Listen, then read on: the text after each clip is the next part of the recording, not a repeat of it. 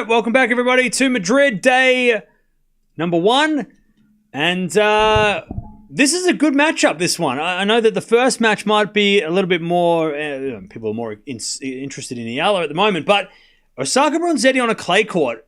It was a great match last year and at the French Open, so we could be witnessing another bit of a banger, this one here. Osaka hasn't played on clay yet. This is her first clay court match of the season. I'm not sure about Bronzetti, but we'll talk about it. Let's get the preview, though, because these two ladies have played twice, both of them last year. And the draw is really interesting. So the winner of this will take on Madison Keys, number 5 seed. So it's an interesting little draw. Also, Callan Sky is in this section as well. So, yeah, we'll see how it goes.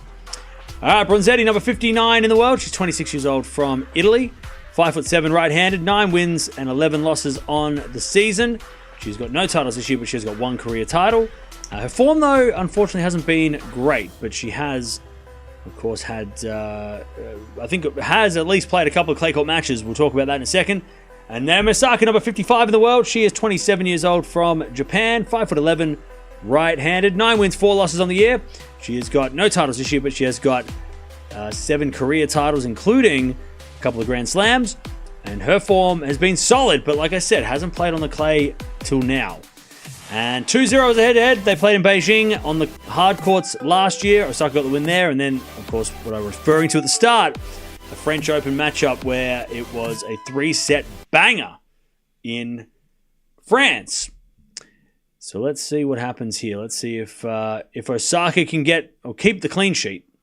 Now, let me have a look at what's been going on with Bronzetti, because I'm sure she's played the last few weeks. She plays a lot of tennis, and I know Osaka has kind of taken the last few weeks off. So Charleston and Rouen are part of that losing streak. Unfortunately, she's lost to 2 qualies in the last couple of matches, Bronzetti, but she has played 2 clay court matches, which is 2 more than Osaka so far. But Bronzetti is on a 3-match losing streak, though, and has lost to Sakkari, who we know has had her own troubles, and then 2 qualifiers. So she is looking for a win, but she's going to have to beat a very tough Naomi Osaka. All right. Eala cannot beat Swiatek on clay. Okay. I guess we'll find out in a couple days.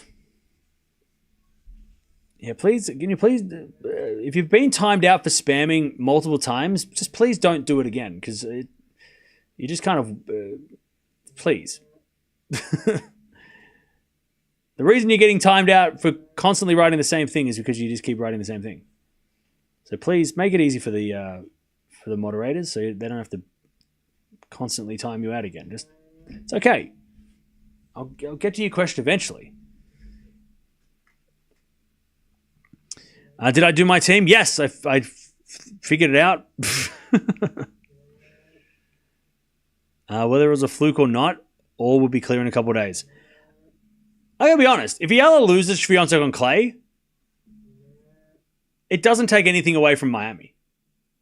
Like, I don't think... I mean, look, yeah, okay. People that don't like players that get a lot of hype before they do anything, I would argue that beating 3 Grand Slam champions in a row is doing something, but, you know, everyone has their own version of what it is, you know, who deserves hype, right? I don't think it makes a difference. I think if Eala lost to Swiatek in straight sets on a clay court, you would say, yeah, well, Swiatek on clay is the best player on this surface, and if we hadn't seen Eala play Swiatek in Miami and they hadn't played there, we probably would have been going, yeah, okay, Eala's good, but Swiatek on clay is better. But with the winner, the Miami run, that changes things. That changes everyone's thought of, hang on a second, we need to factor in that they played a few weeks ago. We need to factor that in now, right? If they hadn't played in Miami, we wouldn't even, I don't think we'd be even considering Eala a chance because of the clay court abilities, right? But the Miami made it interesting. So now it's a great rematch. It's an interesting rematch. But it doesn't take anything away from Eala beating her in the first place.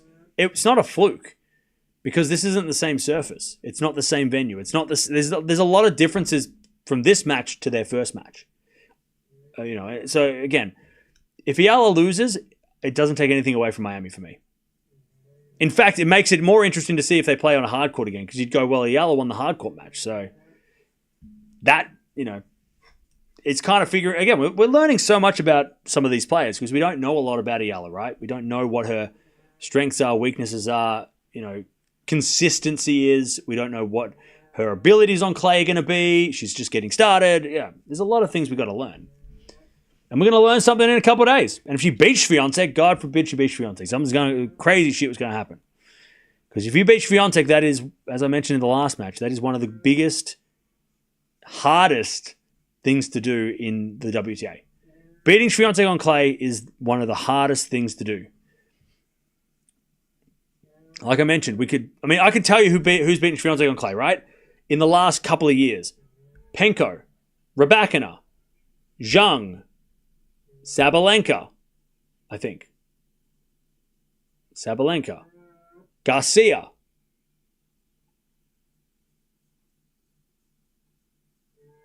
Who else? I think that's about it for the last 3 years, right? I think that's all. Is that it? 5 different players in the last 3 years, I think, right? Because Raducanu did it twice. Sabalenka did it.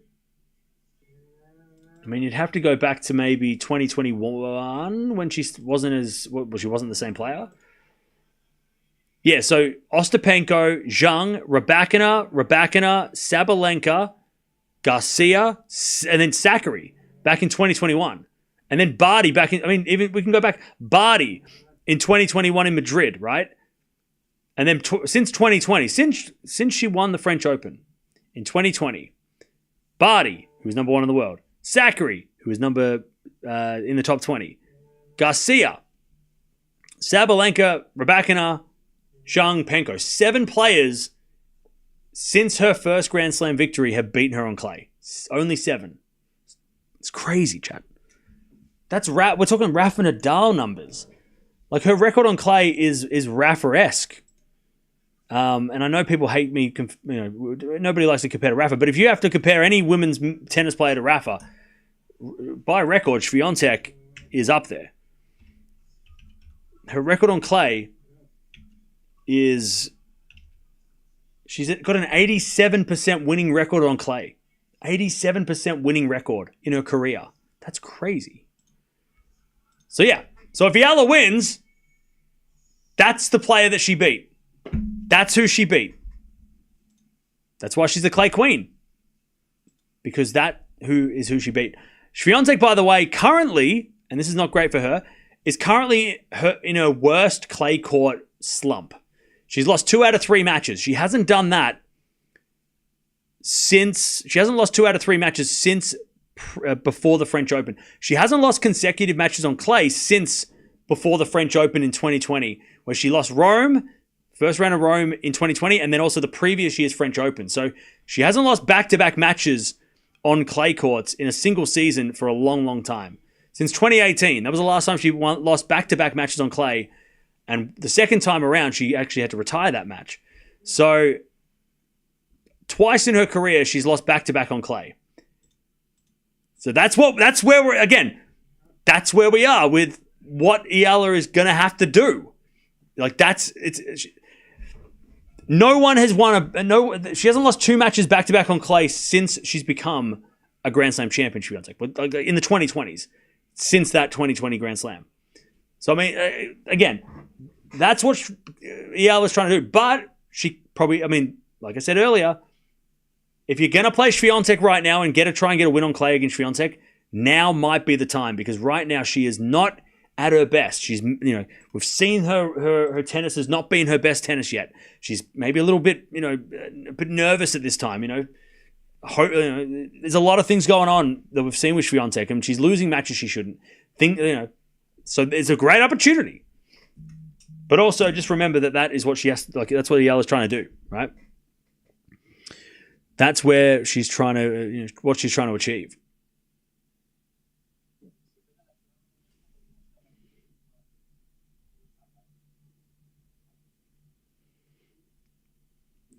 All right. But let's talk about this match. Because here we are. This match is I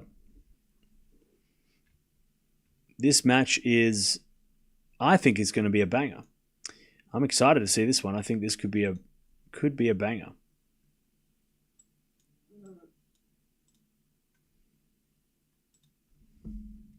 Who you got winning this one, chat? I'm going to go Osaka in 3.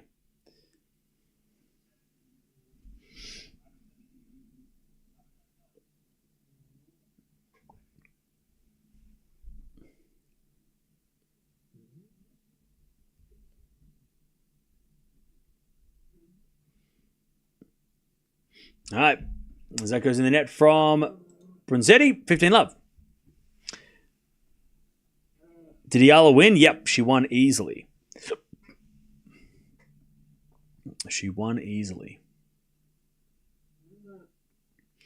As Osaka serves again. He let.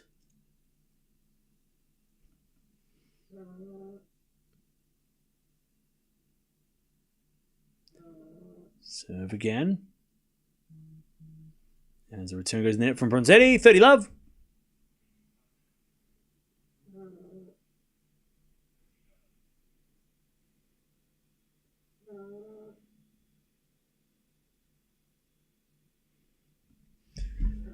All right, 30 love.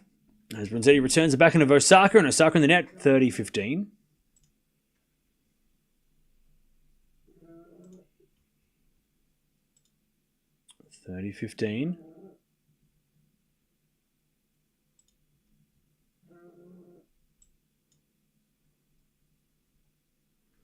As with a 4 now from Osaka inside out winner, 40-15.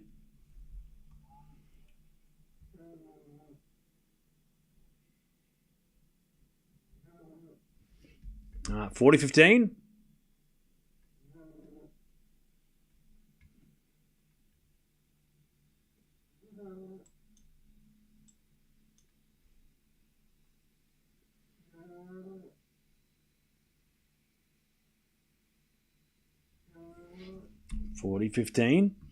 As Osaka serves again.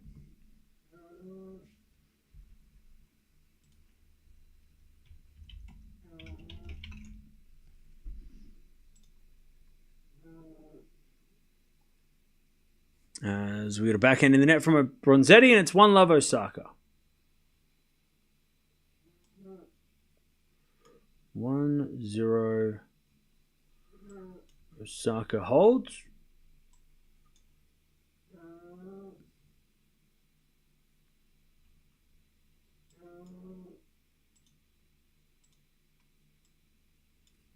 All right.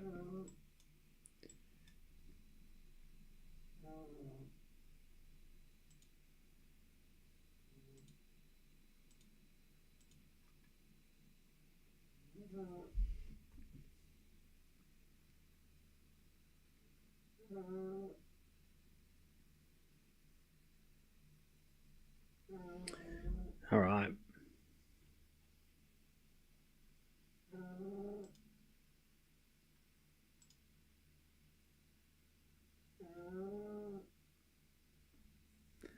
As Bronzetti serves. First serve is a fault, second serve.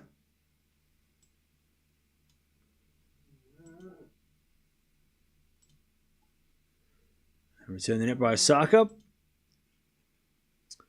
15 love. You think Osaka contending for slams again, Cam? I think so. I mean, Osaka at the Australian Open, made the 4th round, was it 3rd round, 4th round, had to retire. Up until then, she was playing amazing. So, yeah, I think Osaka could contend for slams for sure. As she hits a backhand winner, Osaka, 15-all. 15-all. Fluke or not, we Filipinos don't care. We savor the winning moments, not the losing moments. Yeah. But yeah, look, I think if anyone calling it a fluke is just not, just doesn't. It's not. I mean, it's talking nonsense. She beat 3 players in a row who are very, very good hard court players and Grand Slam champions. If she had beaten Josh Swiatek and nobody else, you'd be, okay.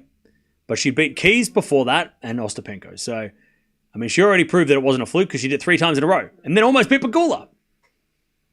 So, yeah. Eala is no fluke. Is it a forehand from Osaka? Good drop shot, but Bronzetti puts up a lob. Osaka runs back. Hits a backhand to the volley of Bronzetti. Forehand from Osaka is a winner. 30-all.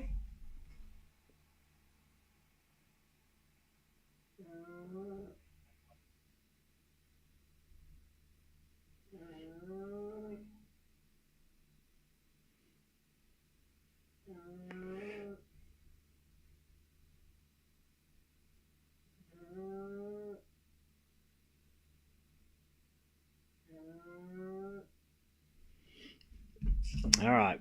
30-all. 30-all. It's a bit of fault from Bronzetti. Second serve. Second serve. Into the backhand of Osaka. Backhand of Bronzetti into the forehand of Osaka, who hits it wide. 40-30. 40-30.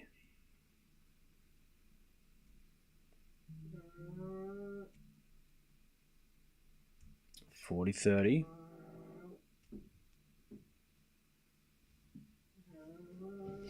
Serve again. Into the forehand of Osaka. Forehand from Bronzetti. Again, the forehand of Osaka. Osaka gets wide. 1-all. Bronzetti holds.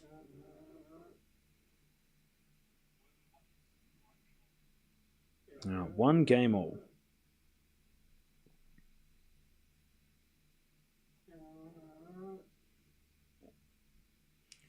All right. 1-1. Back to Osaka.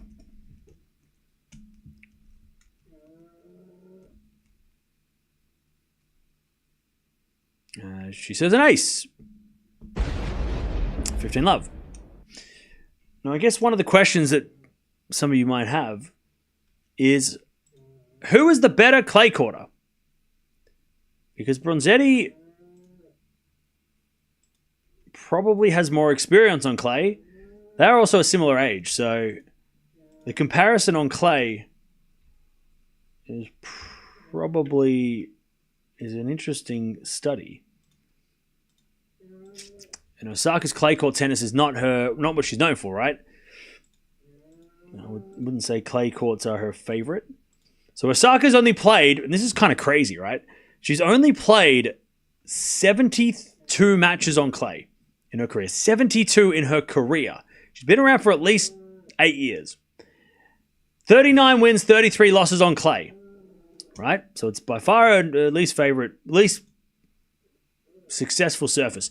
But Bronzetti, she's played 238 matches on clay, 133 wins, and 105 losses. Bronzetti has more wins on clay than any other surface. Whereas Osaka, her hard court record is 211 wins and 109 losses. So, yeah. So Bronzetti's, I think we can safely say this is Bronzetti's favorite surface, or at least most successful surface against Osaka's least successful surface. Does that mean anything? No, because the last match we had the same situation where Tomova was way more experienced and Eala had never played on clay, really, and look what happened. So, does it really matter? Not really, but it's interesting. Bronzetti has got some wins over some players as well on clay, including Sloane Stephens. She's beaten Garcia on clay before, Paolini on a clay court before. But she also has lost a lot of matches on clay against the top players. She's lost to Raducanu on clay, Jabeur on clay, Penko on clay, Vekic on clay, Kennan on clay in the past. And she also lost to Osaka on clay last year. And Osaka's best clay court win was against Kasatkina in Rome last year. So that's her best win. She's only got 2 top 20 wins on clay, Osaka. But both of them came in Rome last year, so she's getting better on clay. She almost beat Swiatek, remember that? And it's 40-30. Osaka's grass court record 21 wins, 17 losses. Yeah, but see, with the grass courts, you kind of give players a pass for the grass because not many players have a chance. No one's got 100 wins on grass unless you're, you played in the 70s or you're Roger Federer, right? Like, no one has if you've got 20 wins on grass, that's pretty good because you barely get to play. Like, if you're lucky, you win maybe 15 matches on grass a year. Maybe. If you're lucky. But, so I'm not too, grass is probably her least successful surface by numbers, but you got way more chance to play on clay, so you should have a better clay court record or more wins on clay or more matches on clay than grass. So I give grass a pass. You don't need to be good on grass. Clay, you kind of need to be good on clay. At least you need to play on clay. You need to be, unless you're really good on hard courts and that's like untouchable, you kind of need to be good on clay. Otherwise, your ranking might suffer. You have to give up a lot of points, right? Especially these days when everything's worth so much.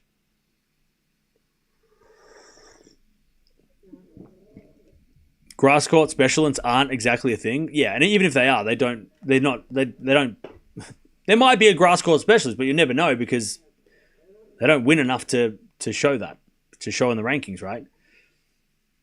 Unless you dominate the grass and then you just don't play anywhere else. Maybe you could get away with winning Wimbledon and Halle and Stuttgart and you get like 2,700 points, but that might not even get you in the top 100 or top 10, sorry. It still might not be enough if that's the only thing you do.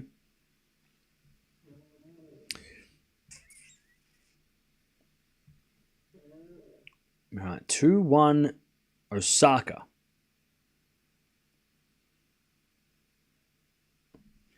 Bronzetti to serve.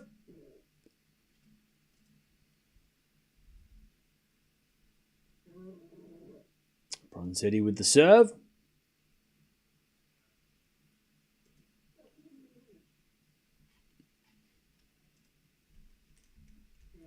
Serve into the forehand is a fault. Second serve.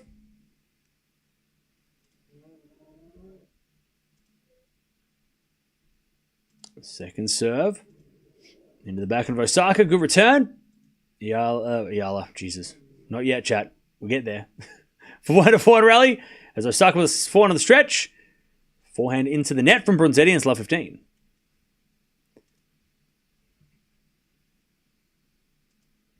Love 15.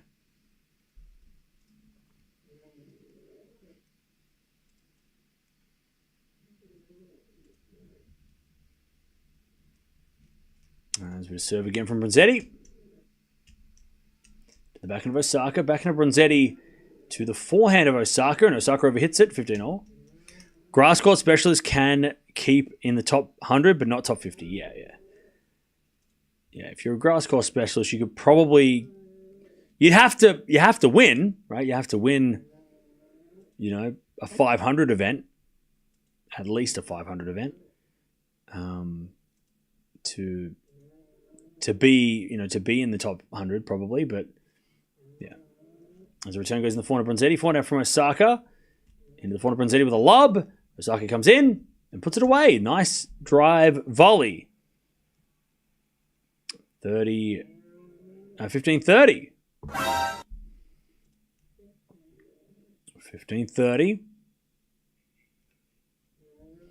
Any news about Raducanu?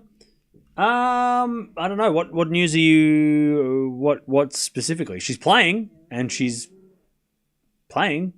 She's in Madrid playing. She's healthy, I think. So, what do you need to know? There's a default second serve. Second serve. As we get a return from Osaka to the back of Bronzetti. Bronzetti hits it long. 15-40. 15-40. Chance for Osaka to break. I missed the info. She's playing. Oh, yeah, she is playing. Yeah. She was training during the week. She looks fine. She doesn't look injured. So, healthy and playing. So, all good. As that goes out by... Sorry, down the line for a winner by Bronzetti. 30-40. 30-40.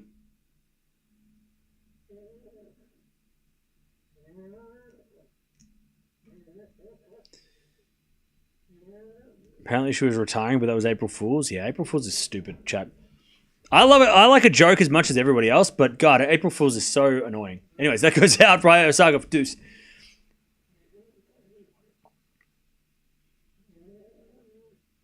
I think that I saw one April Fool's thing that got me. I can't remember what it was, though.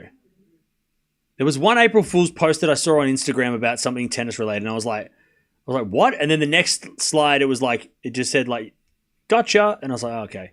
It might have been Alcaraz hires Rafa or something like that. I think I saw, Alcaraz hires Rafa as coach. And I was like, huh? And then I'm like, oh, okay. And then I realized what day it was. I think that was the only thing I saw that I was kind of like, oh, because that's not a... It feels like that could be a thing. That could happen one day. That doesn't seem super random. But those are the ones that are the most annoying, because the ones that could happen, the realistic, jokes, right? If somebody said, oh yeah, Rafa and Roger are coming back for Wimbledon, I'd be like, okay, good one. But the fact, getting Alcaraz to get coached by Rafa, or at least even if it was just a consultant, as for a tournament, you'd be like, yeah, I could see that happening. And they're the ones that really annoy me, because they're the ones that could fool you. And if you get fooled, it's not fun. Anyways, back to deuce. I wish Osaka would break as often as she did before she was a mum. I don't think being a mum has changed how often she breaks serve. I don't think you can blame motherhood as the reason. I don't know if that's the... don't think that's the... That seems kind of silly. All right. Serve again.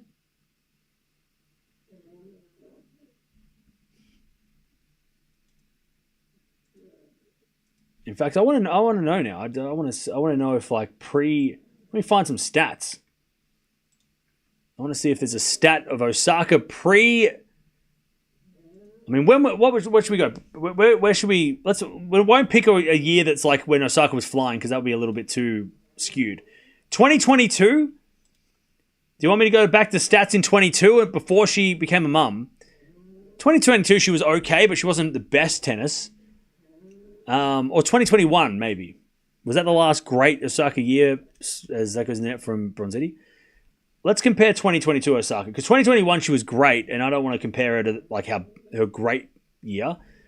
2022 was okay, and she's having an okay year this year, right? So Osaka's break points in 2022, her percentage. What did you say? I wish she would break as often as she did before she... Okay. So her breakpoint conversion before...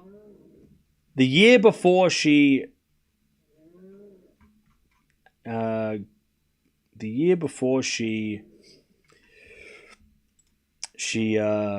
had a baby was... Return games won, 30%, right? 30%. And her breakpoint conversion rate was 41%. Let me remember that. And this year, 2025, her breakpoint conversion, as Bronzetti holds 2-0, Osaka's breakpoint conversion rate this year is, return games won, 64%.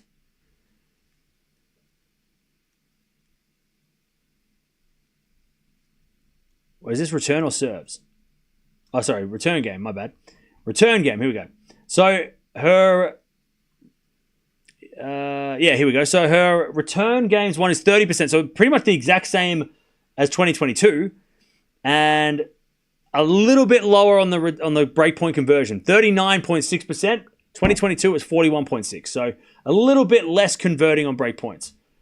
But again, it's pretty much the same. She's playing the same level this year as she was in 2022. In fact, she was 52 in the world in 2022 when I found this stat. She's 54 right now. So her stats mirror her 2022 season at this point. So I don't think her I don't think her breaking serve has changed because she had a baby. I don't think that. I mean, again, she didn't have a baby in 2022, and her stats were the same. So you could maybe argue that like her levels dropped off over the years. Like 2021, she was much better at breaking serve, but again, I don't think it has much to do with motherhood. I don't think we can point to that as a reason, as the reason. Osaka has the best serving stats according to the WTA website. Well, that's I mean, and again, I don't think being a mum changed that. All right, double fault. As we say, she has got great serving stats. All right, 30-all. But yeah, so Osaka's playing about as well as she was in 2022. And in 2022, she had some good weeks. She actually didn't play that much in 22. So hopefully in 2025, she plays a lot more. Actually, what was her stats last year? Because last year she was very active last year compared to previous years. I felt like she was more active. Anyways, backhand from Osaka goes in the backhand of Bronzetti on the stretch. Osaka forehand is a winner, 40-30. Eala won. She won easily. Naomi Osaka, what was her ranking in 2025? 2024. Was she top 100? Can I not read? Wait, what's her... Why can't I see 2024 stats? What are you doing to me? WTA website's gone all weird. So what, I can't check last year, but I can check 2023? What?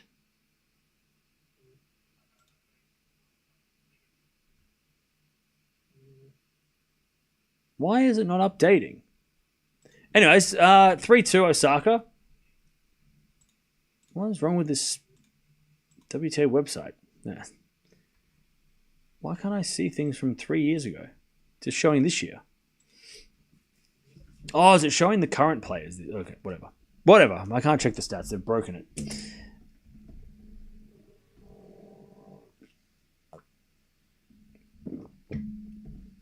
...2018 was prime Osaka, in my opinion, and then dropped off a bit the next 2 years. Then she played 2021, played it awesome, and had a few years off. Now it seems like to be peaking again, which is good to see. Like 2018, 2019 was like Osaka was on fire. And then 2019, I think, so this is how I remember 2019 Osaka, right? So 2018, she broke out. Obviously, that was that Serena controversial final, which was not about Osaka, was more about Serena. And people thought that was, and Serena, tried to say, hey, don't ruin this lady's moment, right? So she was very respectful of Serena, even though what happened in that match, you can make your own assumption. But Osaka in 2018 was her breakout, right? She won, I think, Indian Wells. She won, I think, something else, and then the US Open. 2019, she wins the Australian Open in a very close match against Kvitova. And then I think 2019, she just struggled with being number one. And she didn't play, she struggled in the spotlight. That was her first, you're the best player, you are her, some might have compared her to Serena and Serena's successor and stuff like that. Because remember, it was just before Barty took number one. So Osaka was number one. I think Halep was around as well.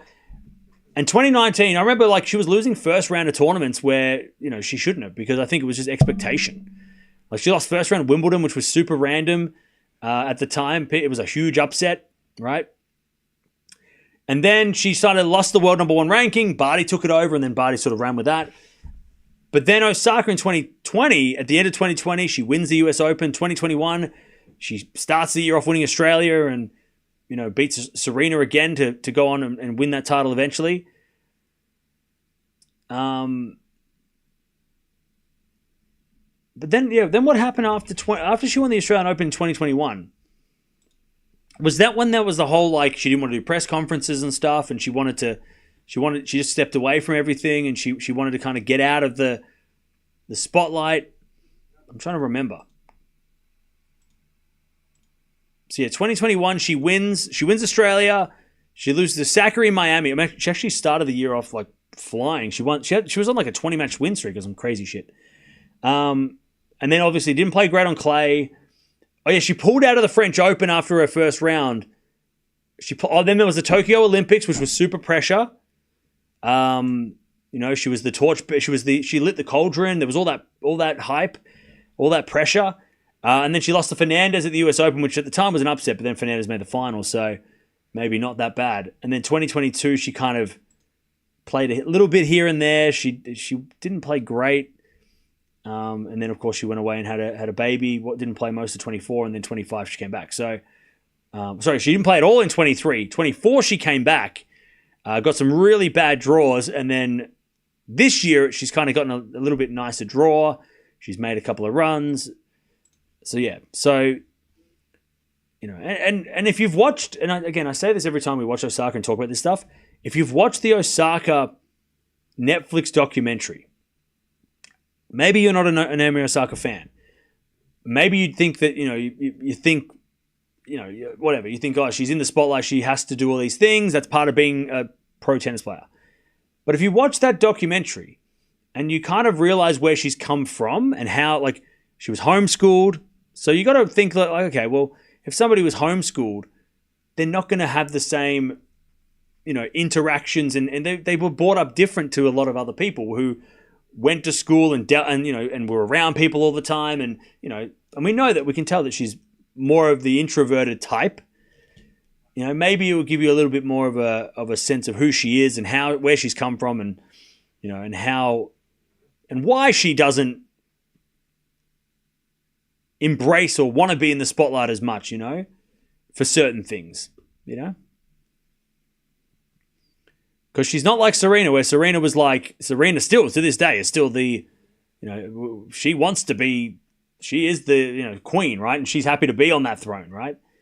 It's kind of like Sabalenka Swiatek, right? Some players just don't have, they didn't play tennis and they didn't want to be they wanted to be the best in the world, but they didn't want to have to do all the other stuff. And then there's players like Sabalenka who love the interviews and love all the other stuff, right? And that's part of the fun of it, right?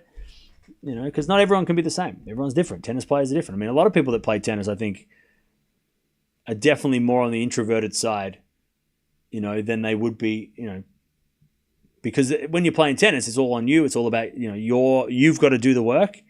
Whereas in a team sport, you might, the extroverted people get a little bit more, maybe you have to be more extroverted in a team sport to be noticed, right?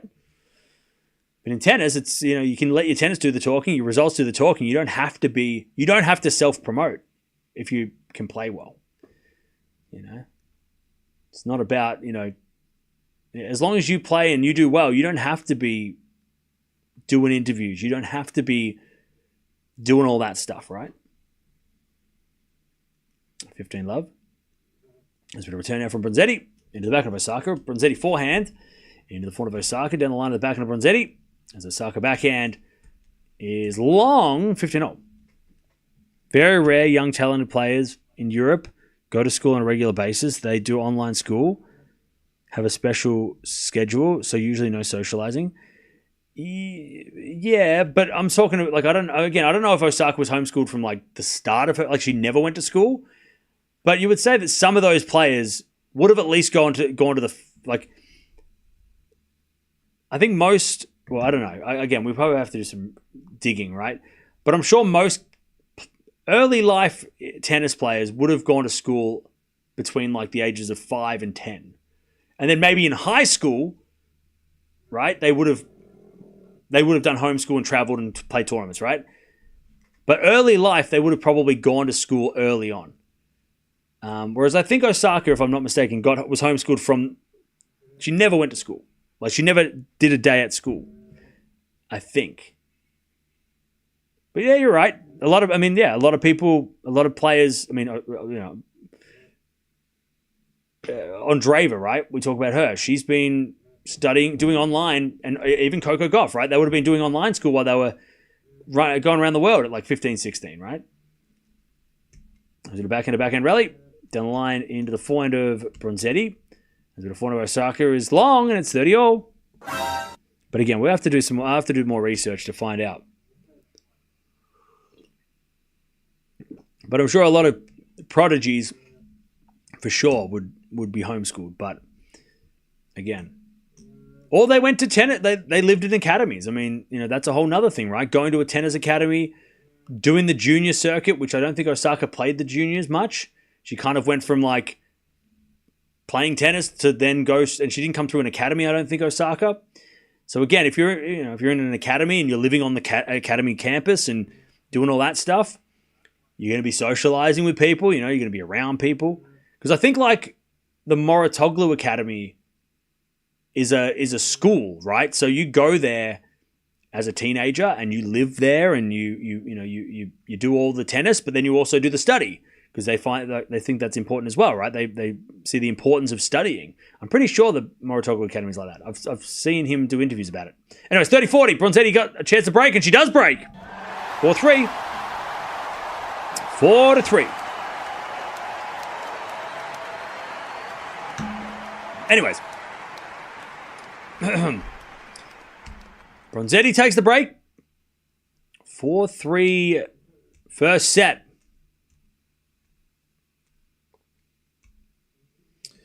First set, 4-3. Pretty sure legally they have to offer schooling. Okay.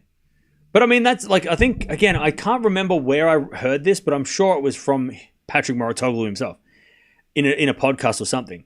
That, and this is really smart because, like, look, becoming a tennis player and becoming a professional, making a living off a tennis career is a very, very hard thing to do. We watch the top 100 and we see the top 200 sometimes, but like 200 people, and some of the top 200, some people in the top, between 100 and 200 are struggling, every week. But, I mean, we watch all the best players and yeah, they're, the top 10 are multi-millionaire prize money winners and stuff like that. But how many people have gone down the same road, done all the academies, and then not, and nothing's come of it, right? And they've maybe become great, club pros or great coaches, club coaches or whatever, right? There's got to be there's a lot more of them than there are champions, right? And successful players. The success rate for tennis must be like tiny, right? Because it is an individual sport and it's very hard. I mean, if you get injured, you're screwed.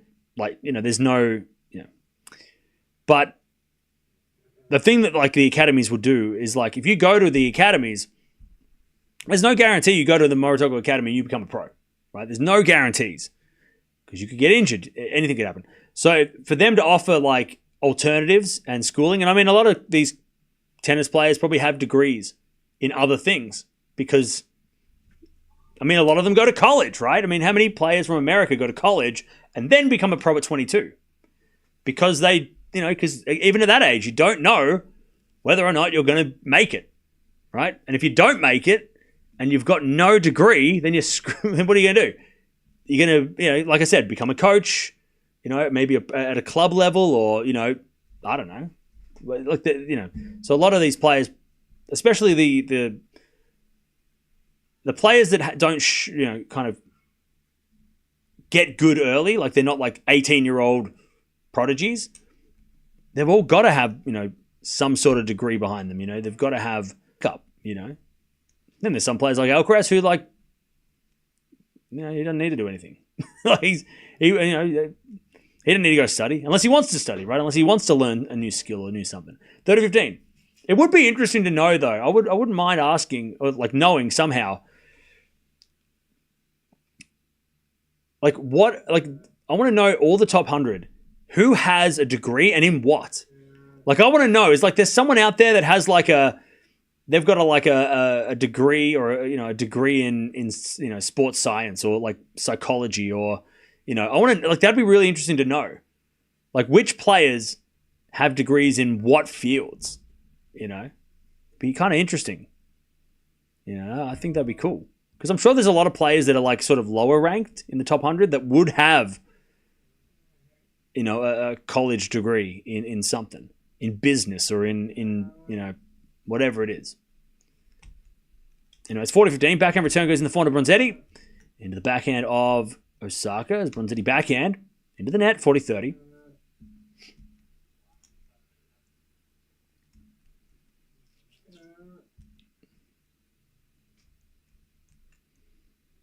40-30.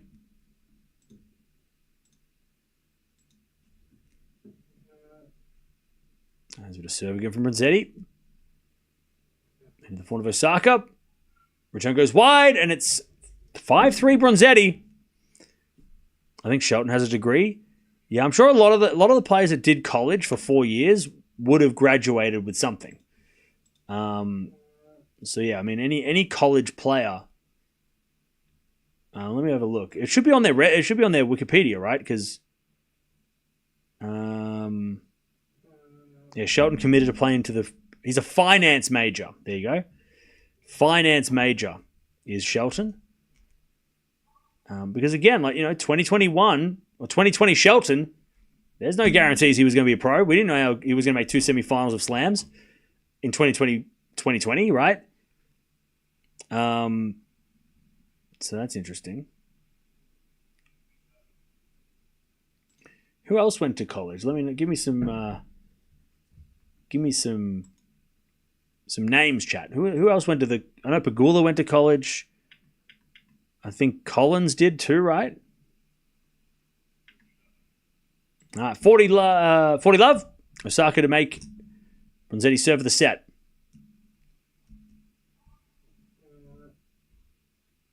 All right, second serve.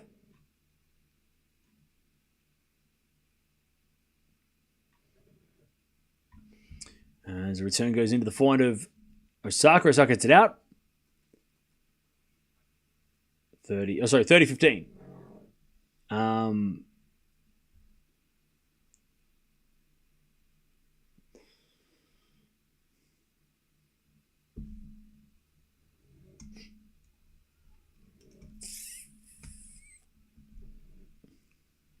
As we're backing up from Osaka into the forehand of Bronzetti. Drop shot goes wide though, 40-15.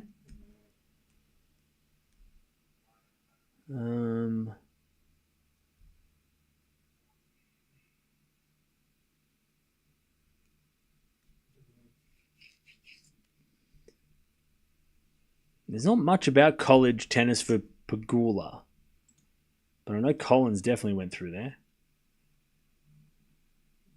She played for the University of Florida. She played for the Florida Gators, and then she transferred to University of Virginia. And she finished college career. Bachelor's degree in media studies and business is what Collins has. So there you go. Navarro went to college as well. And let me have a look. Navarro went to. She joined Virginia Cavaliers in the fall of 2020, having previously committed to Duke. She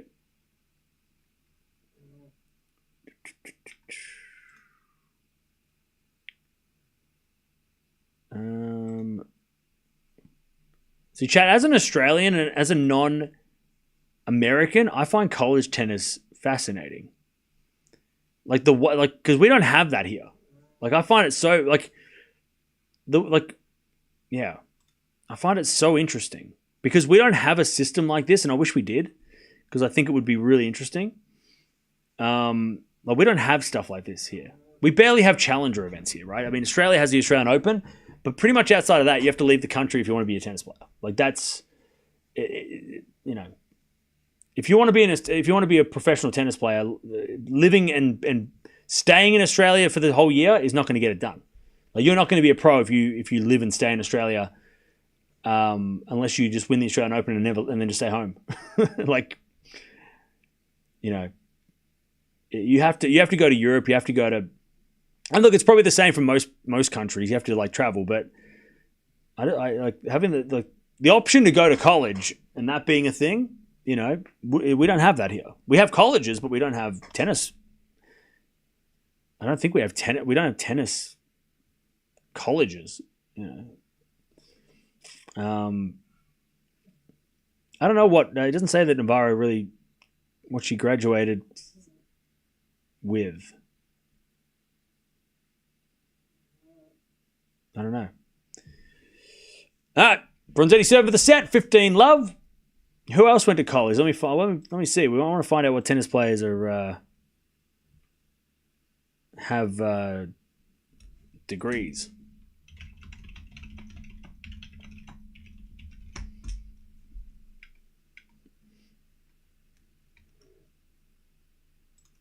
There we go. The ATP website have a whole thing about it, I think.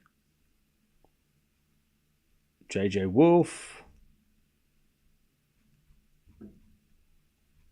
Cam Norrie.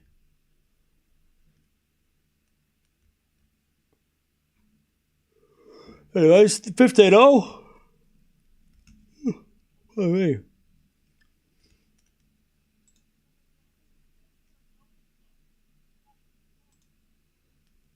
All right.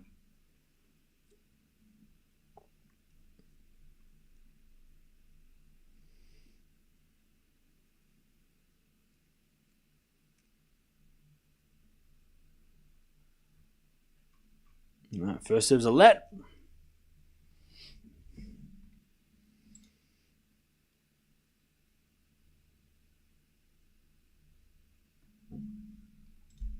His return goes in the forehand of Bronzetti, and then the forehand in the net from Osaka.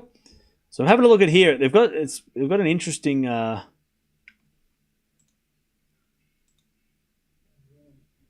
ATP singles rankings for college players. Shelton's the best college player in the world right now, followed by Cerundolo, who went to South Carolina. And then you've got Nakashima, Borges, Giron, Fernley. TN went to USC. Rindanish, Diallo, sorry. Hichikata. Anyways, nice inning from Osaka, 30-0. So Fran went to college in 2018. Doesn't have anything about it though. Anyways, 30-0. 30-all.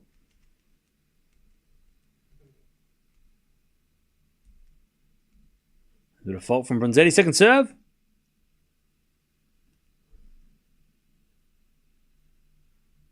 As the return goes out by Osaka, and it's 40-30 set point for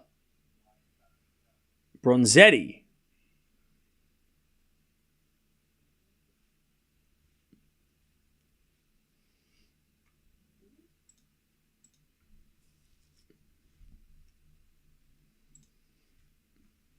Serve again.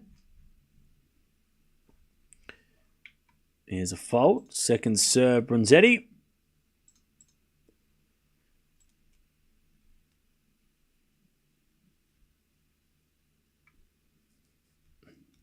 Serve to the back of Osaka. Return goes in the forehand of Bronzetti. Osaka forehand.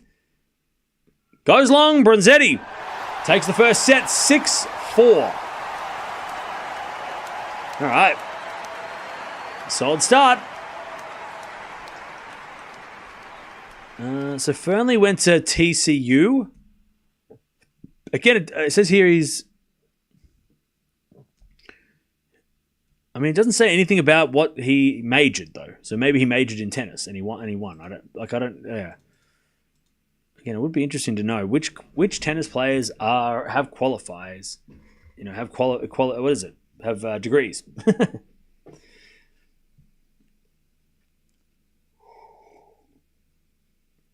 Chat, do you have a degree?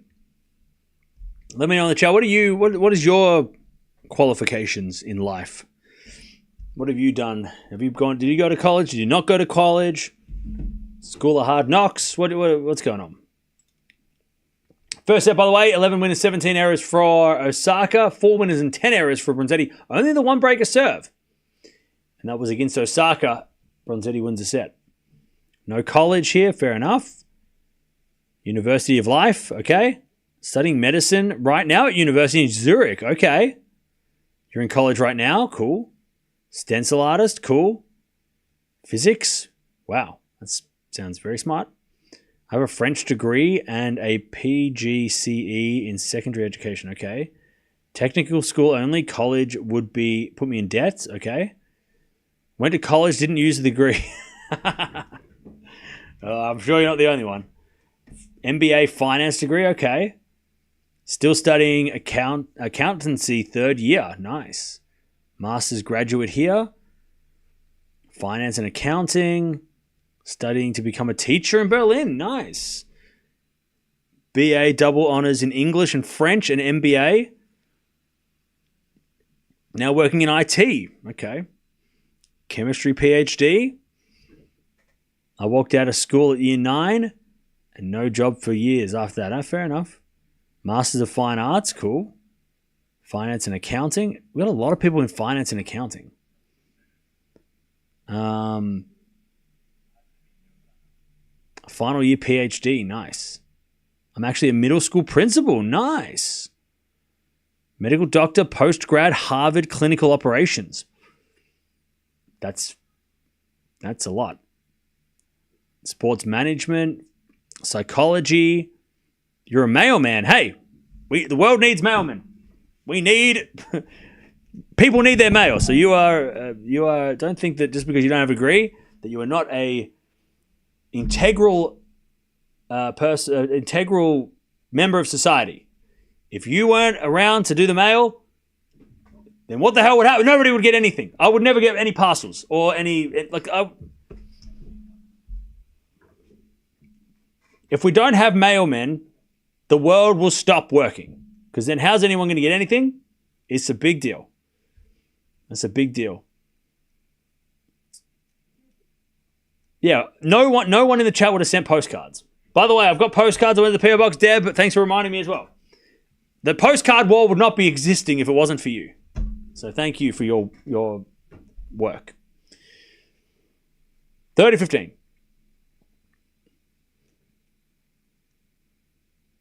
And Osaka serves again. As the return goes into the forehand of Osaka. Backhand now from Bronzetti. Into the forehand of Osaka as Bronzetti backhand on the stretch. Goes wide, 40-15. Languages and Linux. I don't know what was that. Last year in university, international and European studies. Okay. PhD in maths. Energy master. Masters in French and some conference interpreting postgrad diplomas. Medical doctor, which is very impressive. I just joined the live, and can I know the first how Osaka played in the first set? She was all right. Bronzetti was just better on the clay. One love Osaka in the second though.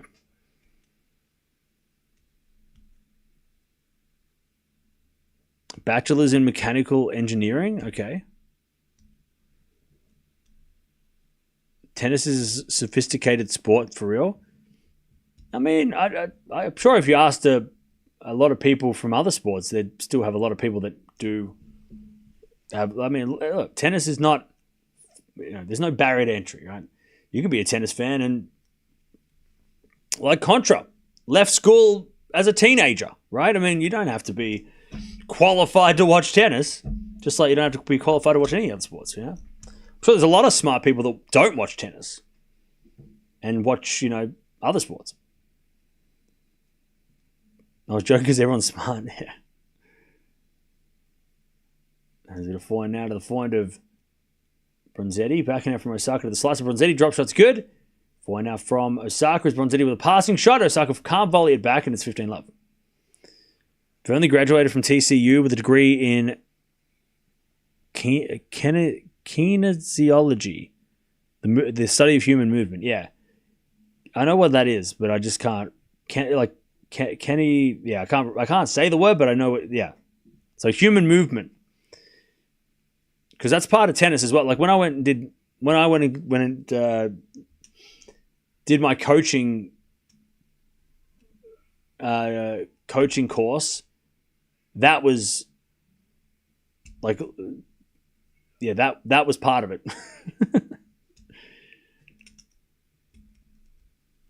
All right, Bronzetti 30-love.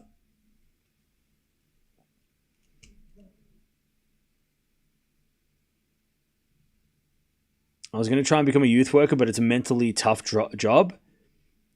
But as I have been an MC rapper since the 80s, it's sort of a youth worker type with lyrics and knowledge. Oh, yeah. No, I think being a youth worker or any like that stuff is, I mean, that's like, I mean, like, there's teachers, which is already a tough job, but then there's like, that is like the next level of, you have to be in it. Like, you can't just like that stuff, you need to be a different type of person to do that stuff. Like that's a very, yeah, you've got to, I mean, yeah, you've got to be, a special sort of someone to do that, or even just like a psychologist, that kind of, like, I mean, it's you got to be mentally tough, learn how to leave it at work, right, and separate it from your life. That's a whole nother thing. So I respect those people immensely. Anyone who does like caring or anything like that. I mean, if you care, you're a carer, or you're a, even like doctors and nurses, right? I mean, I know they get paid a lot, but there's a lot of occupations that, like, I mean, you got to do it. You do it for the love, it's because there's a lot of mental toll for sure. Aged care workers, all that stuff. It's like, man, it's you gotta be built different.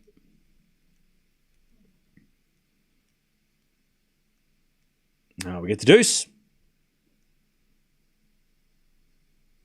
And we're just serving the net. Second serve. Kinesiology.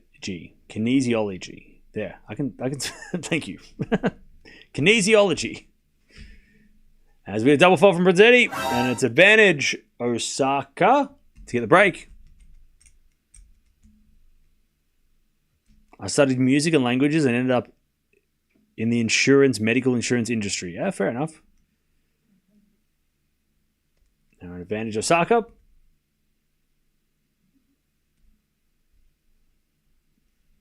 Advantage Osaka to get the break here in the second.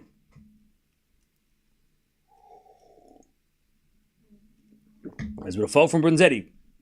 Second serve.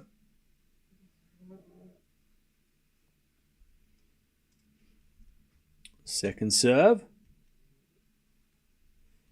As the return goes to Fauna Bronzetti. Osaka on the stretch goes in the net. And we get back to deuce. Back to deuce.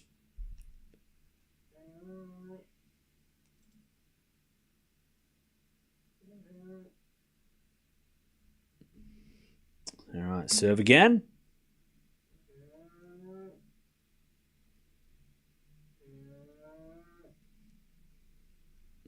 Serve. Here's a fault by Bronzetti. Second serve.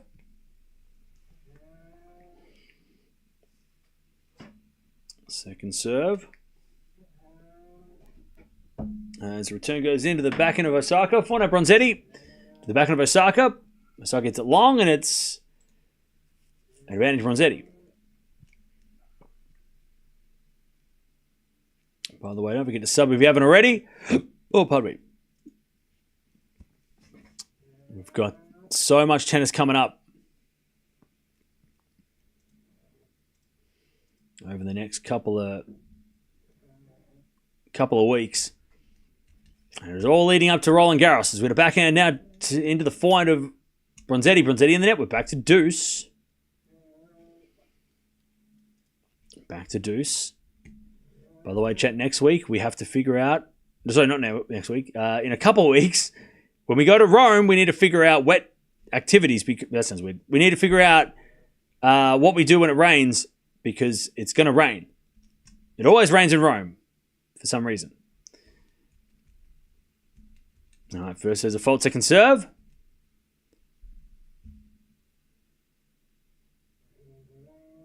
Second serve.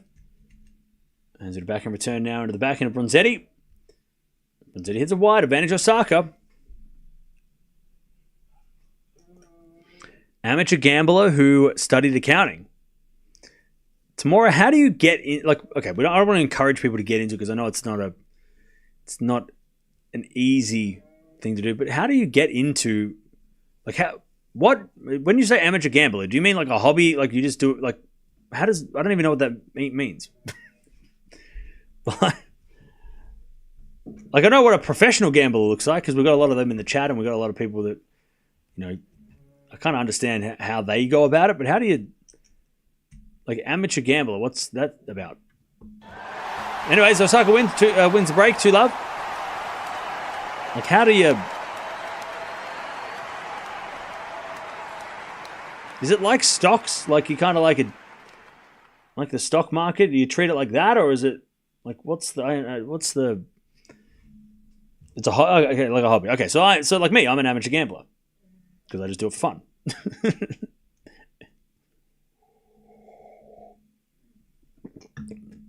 Okay. Fair enough. I know how, like, I've talked to, like, professional gamblers before, and I kind of understand how they, like, do things. You obviously got to be very, like, it's a very risky way of living, but, and you've obviously got to be, it comes down to, there's a lot of things it comes down to, but it's not for the faint-hearted. But, yeah. I dropped out of third-year psychology, started studying it again last year, but I work in a non-profit sector in operations and HR. Cool. All right. Love 15.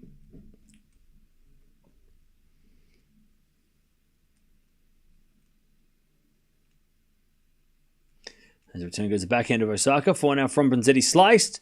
Into the backhand of Osaka is Bronzetti backhand on the stretch. Into the backhand of Osaka is Bronzetti backhand again. Into the backhand of Osaka. Hits it wide. Love 30.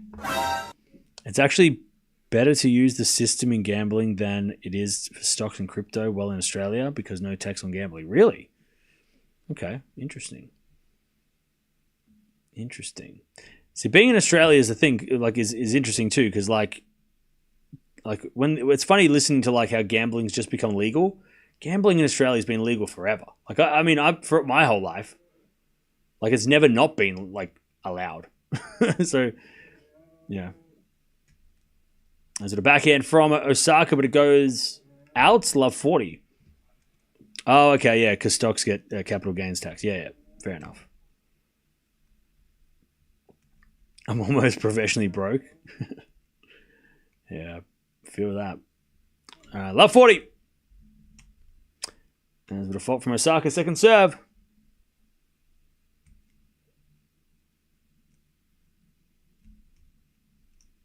Second serve. Down the tee. Into the front of Bronzetti. Back into Osaka in the net. Good return, Bronzetti. We're back on serve. 2-1. 2-1 Osaka.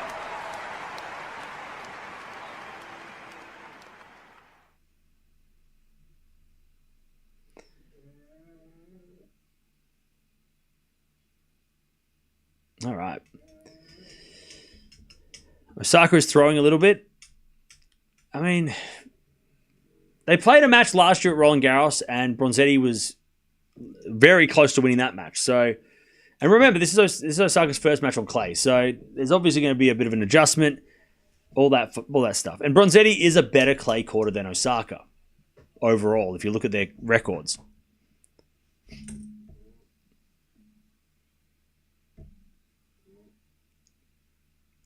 I am a peanut farmer. What is that? Like, is that like are you making a joke? Or is that a real thing? How do you do that? You own a farm that produces peanuts? I don't know if you're being serious. That's a very specific job that I've never heard of.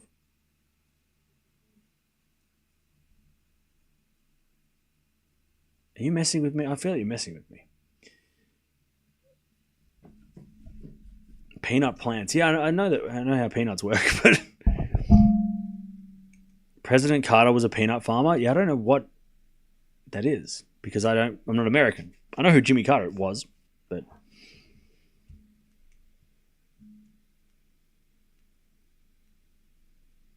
automotive service manager, nice. So now I think they're messing. Are you messing with me because Jimmy Carter was a peanut farmer and that just sounds funny to say? Or you actually also won? I don't know. Lots of Aussies, if they like sport, converted from stocks to sports betting. Tennis being an individual-based sport also appeals to many. Yeah, I've heard that. I mean, tennis is a very popular sport to bet on because it is a 1v1. There's less to consider. It's not as hard as real.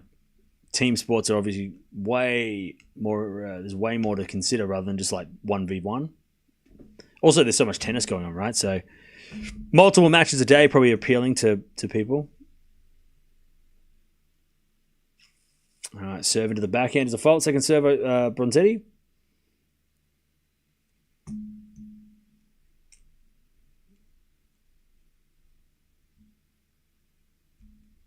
So a backhand return into the backhand of Bronzetti.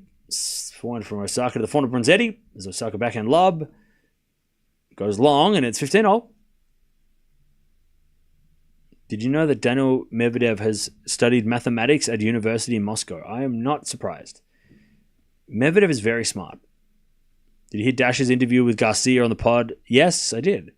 They also actually talked about harassment by gamblers. Very good interview, yeah. Yeah, I did hear about that. I did listen to that. Sorry, I watched that one. Because they're talking about like social media haters, and then they turned it to getting hate messages from people that were unhappy with gambling. People that were unhappy that they lost because they bet on them. But look, Chad, I said this yesterday. I said this the other day. The ones that are betting on tennis matches and betting on sports, the ones that are doing it, the ones that do it and then don't blame the player, they're the professionals, right? They're the ones that like realize they don't put all their money on one thing. It's like going to the casino and being like, okay, I'm going to put my money on red. It was black. Oh, the casino stole my money. I'm blaming the casino. No. There's people that go to the casino and strategically know how to do things and know what's what and blah, blah, blah, Yeah, there's a chance. There's always an element of, chance and luck, right? But they kind of understand how the game is played and how things go. That's what the people that bet on tennis and don't complain. There's a lot of you in the chat that do bet on tennis and you never complain, which I love you for, because, there's a lot of people that do bet on tennis and come in here and cry about it to me. Like I care. Like I had something to do with it. We see that all the time, don't we, chat? Bad gamblers blame everyone else. Yeah. See, well said. So the people that are harassing players because they lost money are not the ones who are professionals and because they're not going to blame a player for losing because they've also probably got 7 other bets going on at the same time with other players that will make up for that loss. They're not. So again, anyone who's like, if you put all your money on one player and they lose, yeah, that's your fault. The player didn't tell you to do anything. The player didn't ask you to do that. Like, again, the player had nothing to do with it. They just played the game. They're just going out there to play a game. Anyways, 3-1. So, yeah. And it is sad because there's nothing you can really do about it besides not use social media as a player, but, and not read your messages and not, but like, it's really tough. Like, what do you, I'm sure half the people that come in here and trolling, but people come to me and go, oh, you said this happened and I bet on money. And I'm like, well, that's why I say never bet on tennis matches. Don't bet on my predictions. I didn't tell you to do anything. I'm just making a prediction because people asked me. I'm just answering a question. I don't say like, do this because you'll do this and you'll make the. No, don't use my predictions as betting advice. I just talk. I'm a professional yapper. All right. And the players also should come with a disclaimer saying, my results do not have anything to do with your betting. Don't bet on me if you're going to be upset if I lose, right? That should be it should be common sense, right?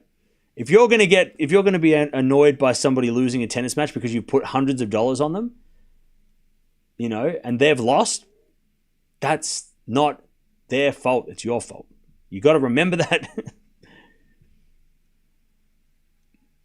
30-15. Because no player in the history of tennis has said, bet on me. Or maybe they have, but not recently. No tennis player recently has gone, hey, put all your money on me because I'm going to win the French. No one is going to say that. No player is ever going to say that. Right? You got to remember that. And the player that does say that, then yeah, that maybe they open themselves up to be blamed because they told people what to do with their money, but no player says that. So no player should be blamed for losing or harassed for losing, right? Anyways, Osaka to go to 4-1. She does with a smash. 4-1 second set.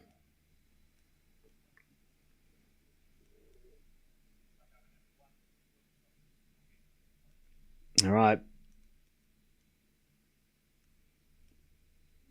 4-1 Osaka in the second. Bet against camp predictions and you'll become a millionaire. Don't say that. Hey, that's not true. That's not true. It's amazing how the bookies are so unaware about surfaces in tennis. Yeah, I've noticed that. I'll tell you this. I don't know. I mean, forever, you probably already know this, but do you ever notice how the Australian players get like way more, like, because Australian tennis players are not, unfortunately, we're not as good. But like, I feel like I've bet against Aussies a lot.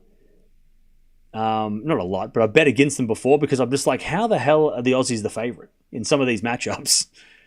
And I'm like, oh, maybe it's because they're, I don't understand. Like, there's been matches where, like, you know, certain players have played, and I'm like, why are they the favorite?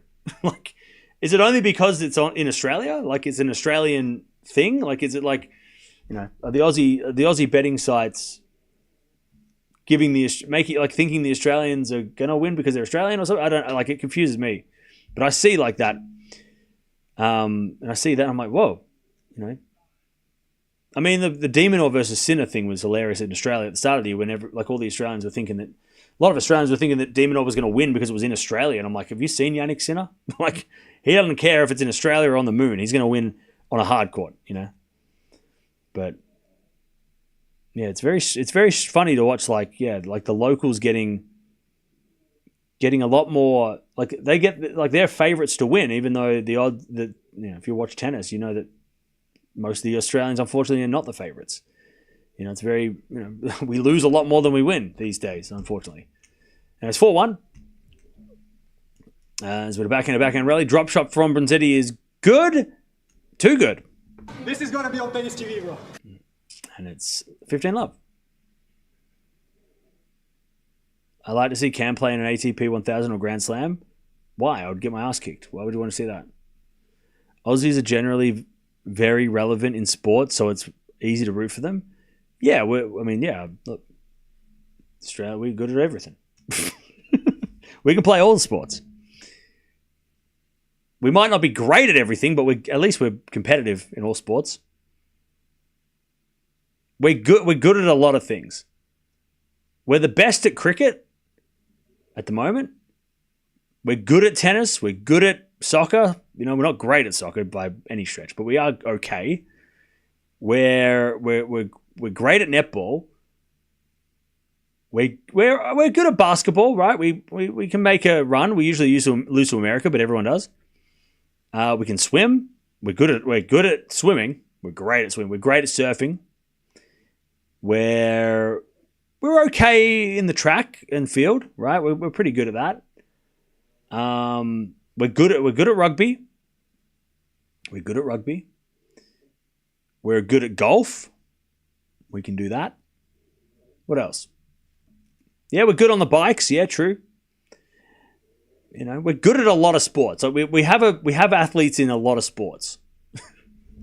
We're very good. We can play a lot of sports. We might not be great. We might not win everything, but we are definitely good. We're great at F1 right now. Formula One, great. We are great at that. Terrible at baseball. Yeah, I mean look. I mean, we can play it though. Like, we play baseball.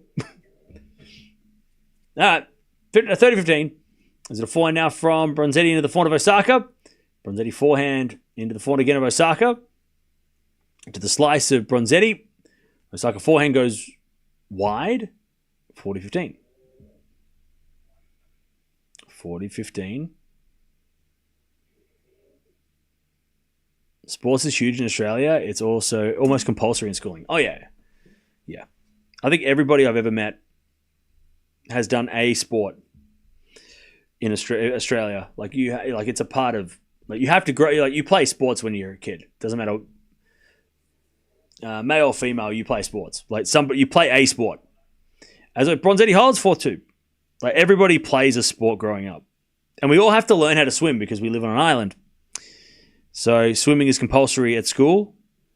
You have to learn. You have to know how to swim. You're good at basketball. Yeah, they're good. We're pretty good at basketball.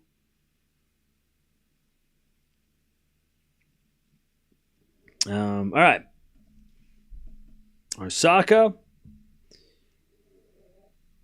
With the break in the second, 4-2.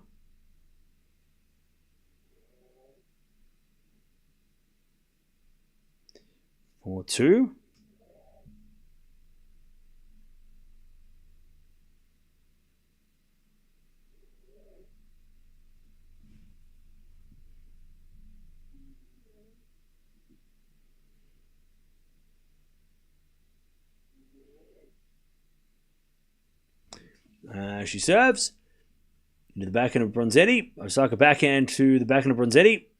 And Osaka backhand again. Goes long, love 15.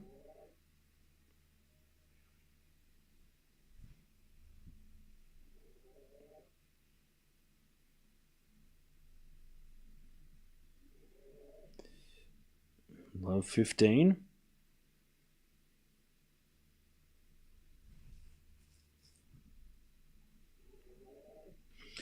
As a return goes the forehand of Bronzetti. Forehand of Osaka to the backhand of Bronzetti.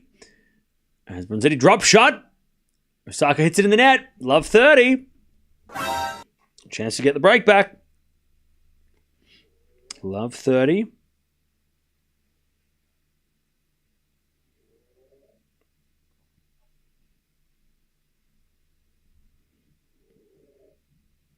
Love 30.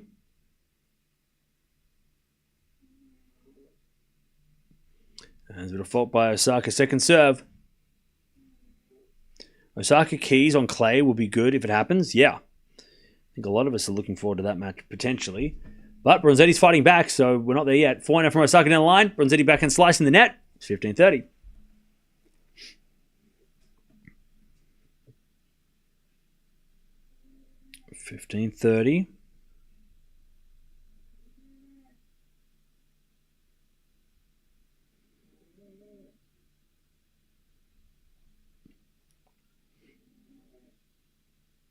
As we got a backhand from Osaka into the backhand of Bronzetti. Drop shot's good. No, it's not. It's in the net.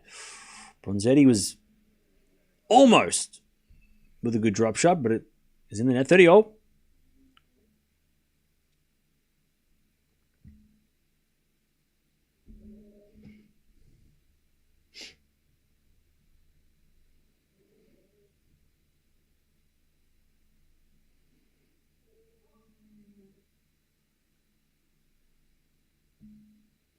All right, first there's a fault, second serve.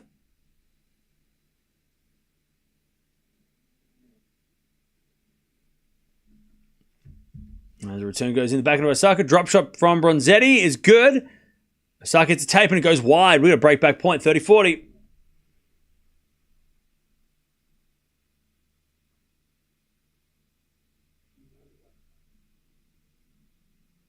All right.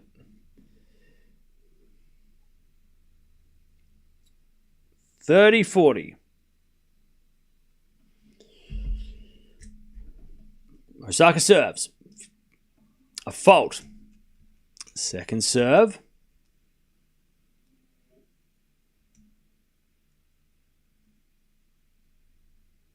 Second serve.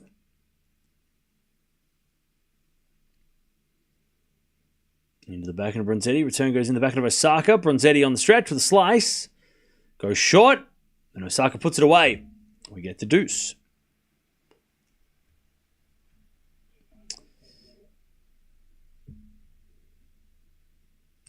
I was shocked at how many outside of Australia don't know how to swim. Yeah, we take it for granted, don't we?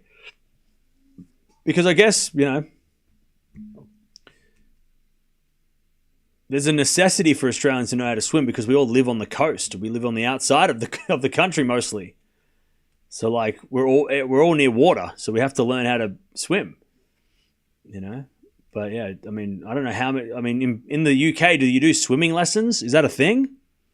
In America, do you do swimming lessons in like elementary school? Because we do.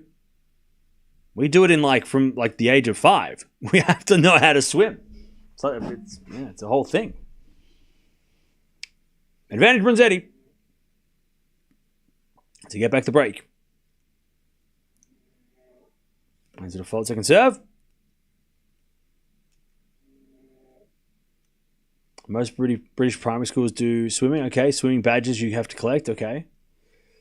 Second serve into the backhand of Bronzetti. Backhand of Osaka. The backhand of Bronzetti on the stretch with a slice. Osaka comes in with a swing volley winner, and it's back to deuce. Swimming lessons are private swim schools. Okay. Yes, swimming lessons in the UK. Majority of South Africans can't swim. Okay. Is that like is it like because you don't have to learn because you're not like, because you don't live near a beach, so there's no point, or like what's the learning to swim is a privilege and dependent on the access to pools. Oh, okay, that makes sense too. I guess that makes sense.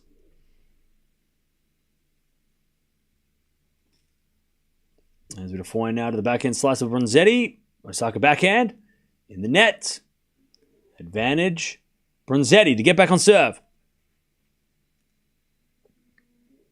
Most people learn to swim in private lessons outside of school in the US. Okay. Interesting. All right, advantage. Bronzetti as Osaka serves a fault. Second serve.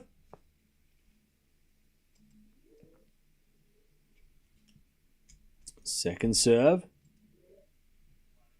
Is an ace. All right, back to deuce.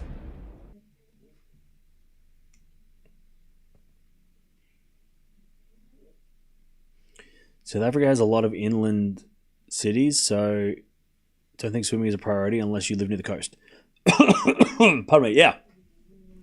Well, yeah, we have to learn how to swim because there's a lot of lakes, there's a lot of rivers, there's a lot of, beaches, obviously. There's a lot of people have swimming pools. There's a lot more water around Australia. There's a lot more places that you might need to know how to swim. Most of Australians live on the outside of the country. Very rare, there's a very small percentage of people live in the middle because it's too hot. But yeah, as that backhand goes wide by Osaka and it's back to deuce.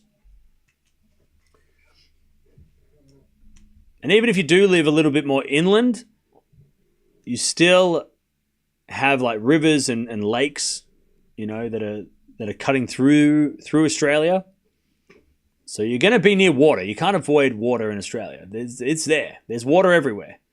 Especially, again, depending on where you are. If you live like sort of middle, central Australia, maybe you don't have as much.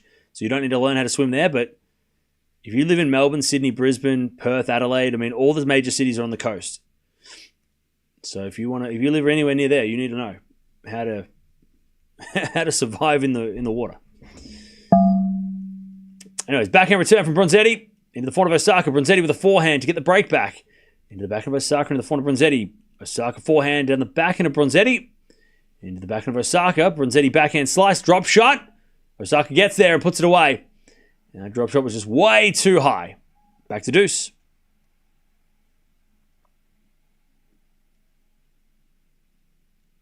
In the Philippines, our uncles and dads just throw us in the river and pray.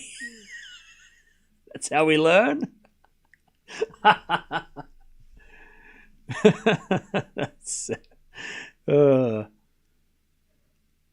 Survival of the fittest.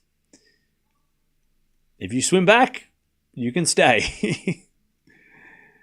Oh man. All right, back to deuce, second serve. As the return goes out by Bronzetti. Advantage Osaka.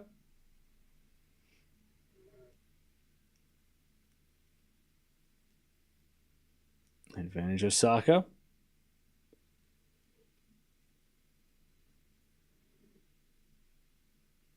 And she serves. A fault, second serve. Do all kids have to go to swimming lessons? Is it part of normal school? Yeah, it is. It's like, I remember it being like 2 weeks of the term. As that goes out by Bronzetti, and Osaka finally holds 5-2. Yeah, I want to say when I was 4 or 5, when I was like 5, I remember it being like part of the school like curriculum. So there would be 2 weeks designated to going to, like, you would do it in the afternoon. So you'd have half a day in the school, and then you'd go to the pool. You'd go to the local swimming pool, and they'd do the lessons. I don't remember if it was like through all of if it was only like the start of school or like the first couple of years, or if it was like all through the years. It must have been all through the school years. Like every year, like from 5, 6, 7, 8, 9, 10, you would do it. It would be part of the school. And look, you could obviously nominate not to do it. I guess that was an option, but we all just did it because it was, part of the school. It wasn't like part of testing or anything. It was just like part of what the school offered, And I didn't go to a private school or anything. I went to a public school.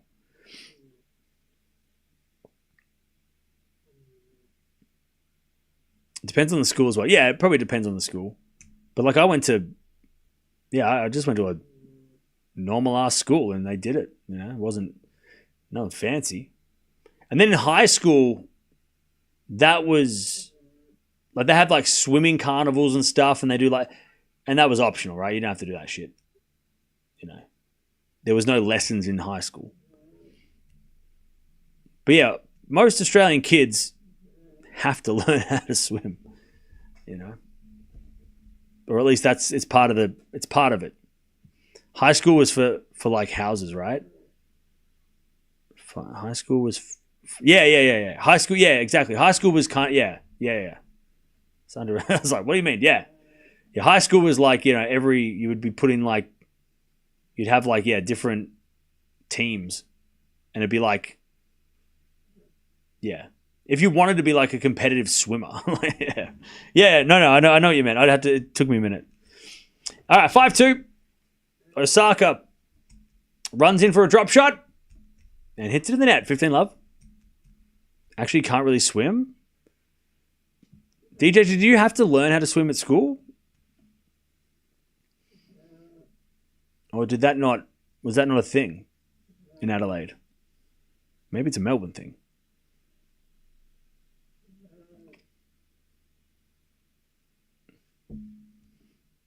All right, 15 love. I would have loved if swimming was integrated into my curriculum as a kid. Yeah. Yeah, it's just, we just take it for granted because like literally everyone does it, like to this day, I remember when I was coaching, I'd be coaching kids and they'd be telling me like, oh yeah, we did swimming today. I'm like, oh, okay. That's a thing that they do. They still do it. Like it's still a thing, a part of like a integral part of yeah. I took private. I feel like I got to ask my parents. They would know. I think I did like private lessons, like not private lessons, but I did like swimming outside of school as well. I'm pretty sure.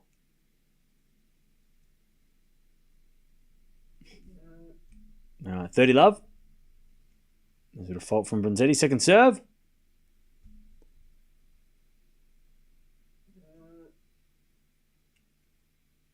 That's with a second serve into the backhand of Osaka. Backhand from Bronzetti.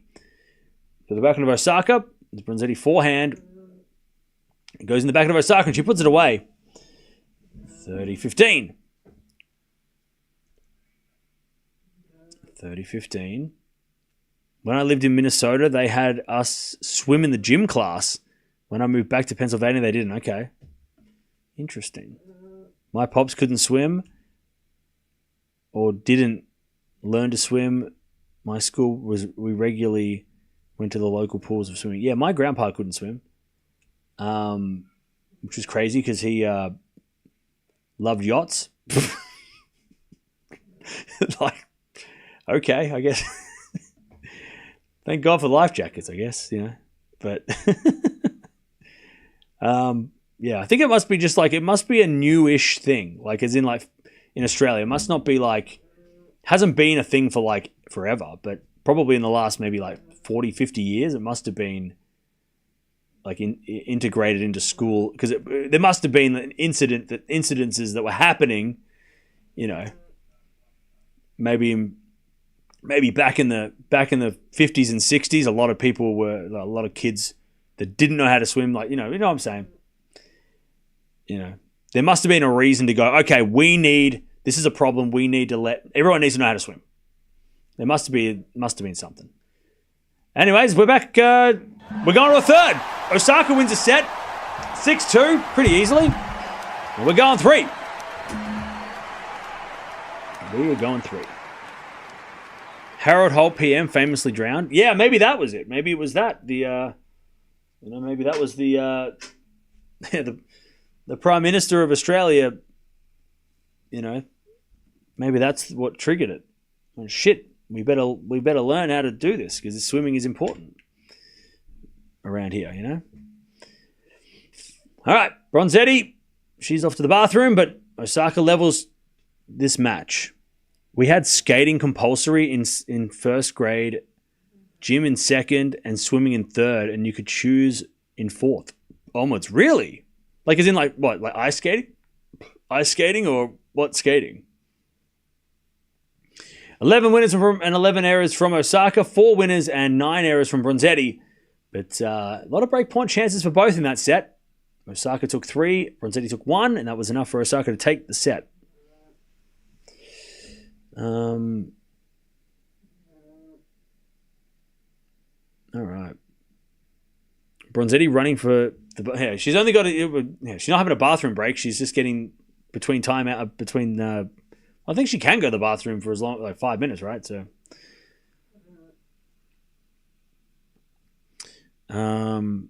What happened to the PM?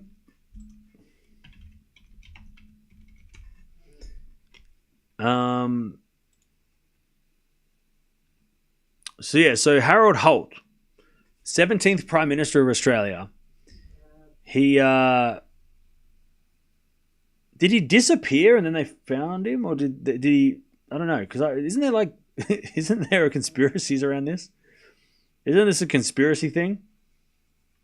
Or is that? I think it's someone else. Somebody else disappeared, or was it him? Disappearance. Here we go. Yeah, he loved the ocean, especially spear fishing. Holiday homes in Portsea, which is a really nice area. Holt's disappearance sparked one of the largest searches in operations in Australia. He disappeared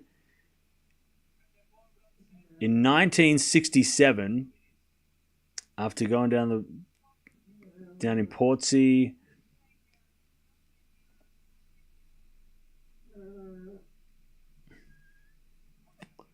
A police report. No trace of the body was found, so that's why there's a conspiracy, because they never found him. So they went, well, he must have drowned, and they couldn't find where he was.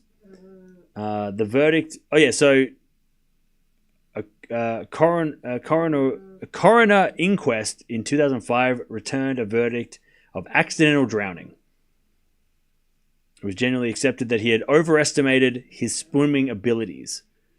Some have said that it was something else, other things, but it was the conspiracy theorists say that he faked his own death or was assassinated by the CIA. So there's a lot of theories. So this is who I was thinking of, yeah. But yeah. But that was back in the 60s. I mean, different. A different thing. Not everyone knew how to swim back in the 60s. Maybe that triggered something to go, hey, we all need to know how to swim.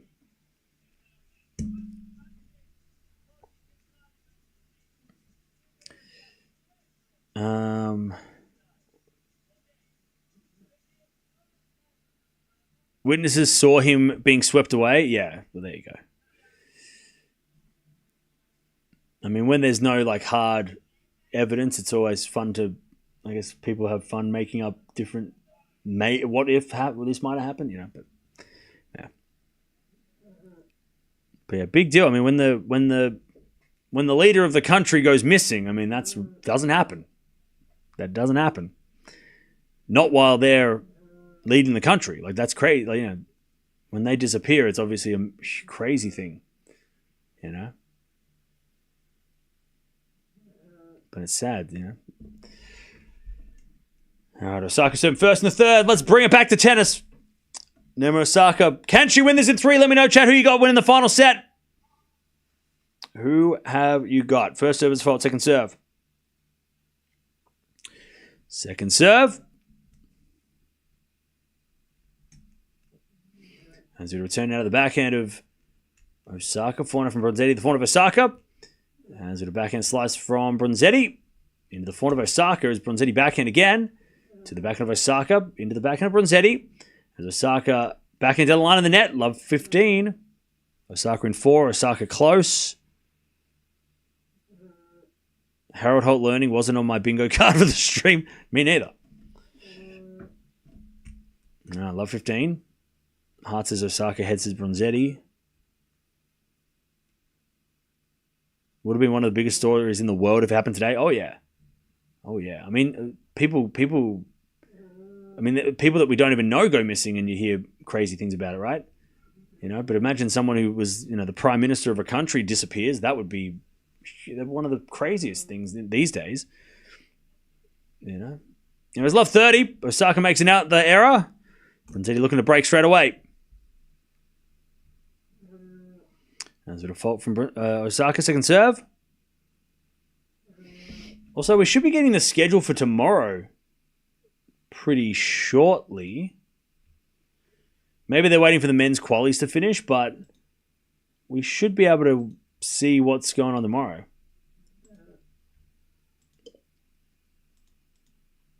As with a drop shot from Bronzetti. Osaka gets it. Bronzetti backhand pass. Osaka volleys it away, though. 15-30. 15-30. Been checking, no schedule, yeah. Well, they're only on the second match of the day, so maybe in like a couple of hours.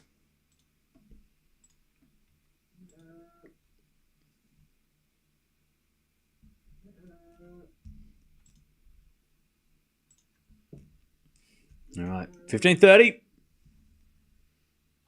Osaka serves a fault. Second serve.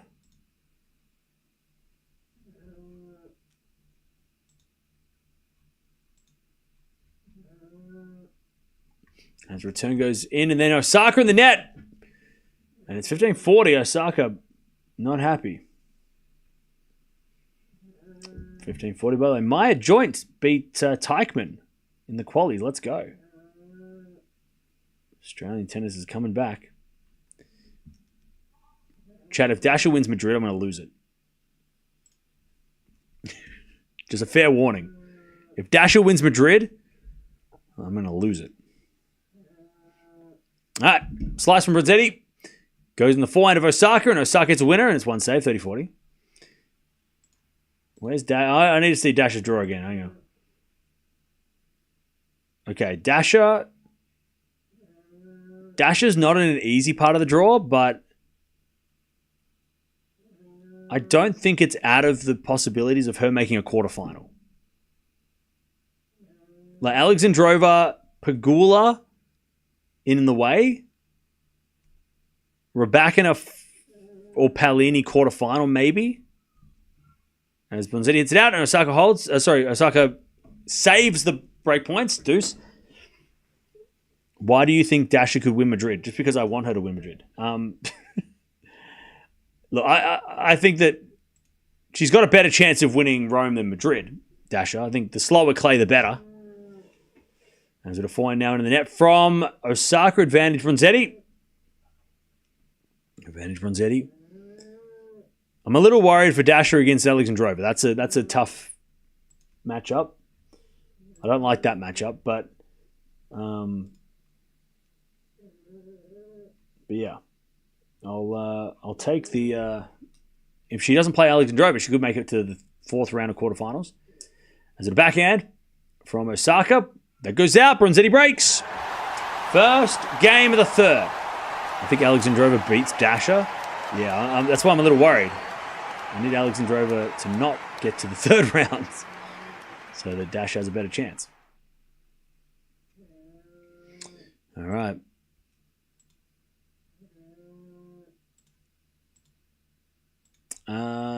Cool. So the qualies are starting to get set. So I'll tell you some of the qualifiers. So Blinkova qualifies. Maya Joint qualifies. Parry has qualified for the ladies. On the men's side, some of the players that have qualified, we've got Fernley. He qualifies. Van der Zandschulp is in a 3rd set trying to qualify. Mayotte qualified. Lajovic is trying to qualify. He's only a set away. So there are some names there that we all know. All right. Juan Bronzetti in the 3rd.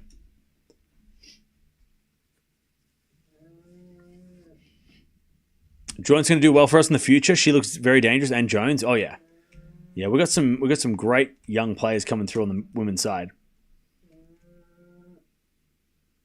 15 love.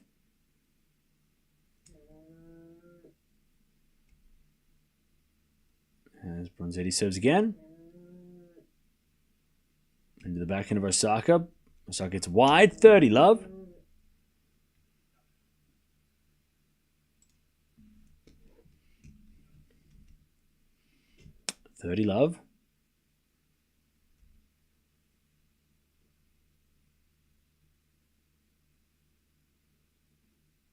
Serve is a fault from Bronzetti. Second serve.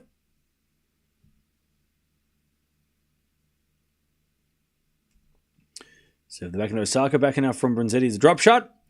Osaka comes in with a slice. Bronzetti backhand pass is a winner. 40 love.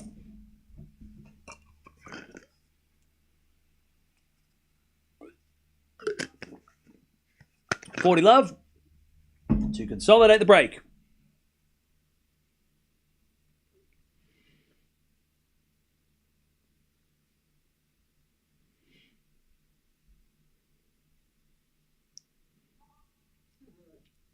There's a bit of fault from Bronzetti, second serve. Serve to the backhand of Osaka, backhand out from Bronzetti. In front of Osaka is Bronzetti down the line to the backhand of Osaka on the stretch. Bronzetti drop shot. Osaka gets it, but Bronzetti's there. Oh no, Osaka with a nice winner.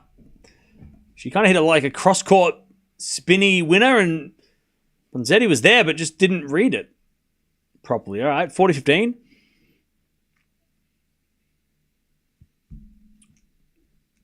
Is it too crazy to consider Nole a dark horse, or is he one of the favorites?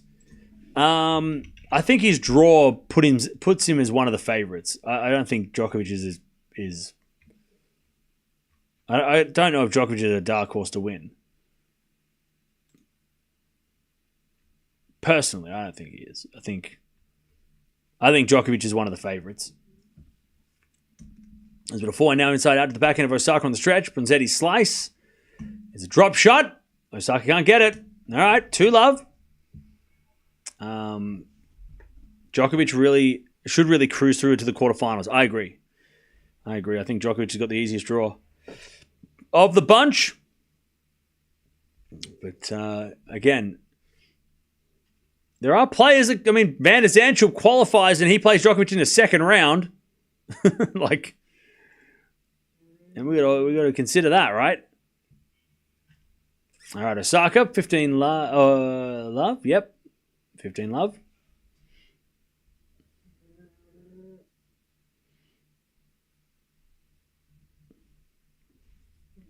Oh, Van der Zandschulp's about to lose. He's down match point. What crazy timing. All right, 30 love. So I'm having a look here. Djokovic is second favorite to win behind Alcaraz. So he's definitely not a dark horse. A dark horse would be maybe Runa. He's pretty I mean, he's behind Rude to win Holger Rune. From what I'm looking at, you know, Rublev could be a dark horse, which is weird because he's defending champion. Demonor, you know. But yeah, Djokovic is second favorite, so he is. We can't say that he's on that list. Look at the ladies' draw. Oh, I can't see the ladies' draw yet. All right. Zverev is third favorite. It goes Alcaraz, Djokovic, Zverev. 107 to the 400 Bronzetti, 400 from Osaka in there, 40-30. 40-30.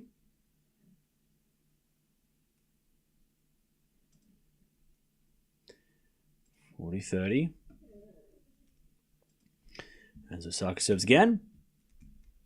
An ace. All right. She's on the board.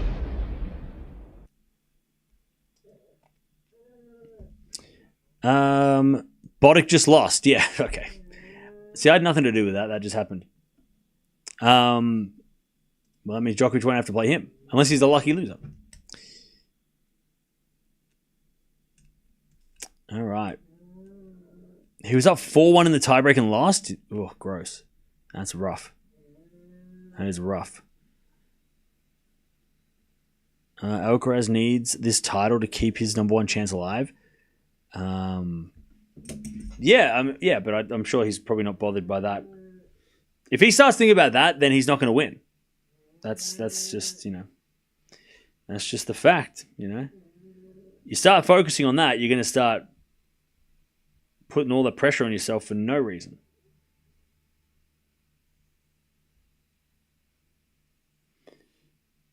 All right.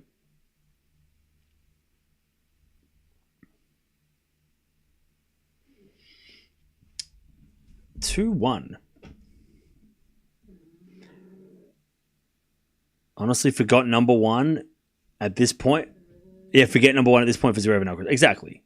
Because like the second if they get number one after this week, Sinner's going to get it back next week. So, like, and actually, this is probably the you know what? This is the first time we can actually like talk about it. I guess. Like I'm looking here. So so if Alcaraz or Zverev win Madrid, they will still be 800 points behind Sinner. So there's no one's being number one next week or after this week. No change. The only way they're going to be number one, and Zverev I think can't even be number one because he's the defending champion of Rome. The only way that Alcaraz will be number one is if he wins Madrid, Rome, but also Sinner doesn't do well in Rome. Because if Sinner starts playing well in Rome, then he's going to just extend his lead because he has nothing to defend either. Because remember, last year's Rome, we didn't have Alcaraz, we didn't have Sinner. They both were injured. So, yeah, the only way Alcaraz is number one is if Sinner does bad in Rome, which could happen. I mean, rusty, you know, hasn't played for a long time, could be rusty, right? And Alcaraz has to just win. But then the pressure on Alcaraz to win both of these tournaments with an injury. So, yeah. And then, even if he does get to number one, he's got to defend the French Open, which he could lose all his points and then be number two again straight away. So yeah. So again, I don't think realistically Alcaraz being number one is not a thing probably until the US Open series when he doesn't have as many points to defend and Sinner does. Like Alcaraz, if he's going to be number one, it's going to be more likely going to be in September, October. You know. As with a backhand rally, Osaka love 15 as Bronzetti hits a drop shot, and it's very good. Osaka couldn't get there. 15-all. Dumb question. Are there any restrictions to how much Sinner can train during suspension break? There was. That's not a dumb question, by the way. That's a good question. Yeah, there was. Up until the 14th, he wasn't allowed to train with anybody. But the last couple of weeks, like last week, he trained with Draper and he was allowed to do that. So, yeah. So that's a good question because a lot of people are probably thinking the same. So, yeah, for the first, 2 months, he wasn't allowed to train with any current professional or at any venues. But then last week he was allowed to train at Monte Carlo with Draper. So, yeah. 14th of April, I think, he was allowed to start doing it, right?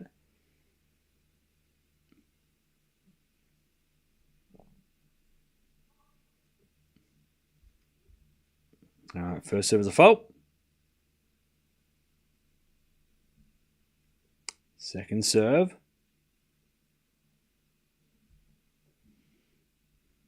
As with a backhand from Bronzetti down the line, 30-15. And Osaka hits a forehand wide, 40-15.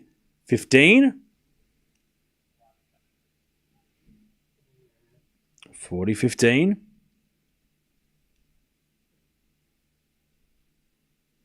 By the way, does Alcaraz's Netflix thing drop tomorrow?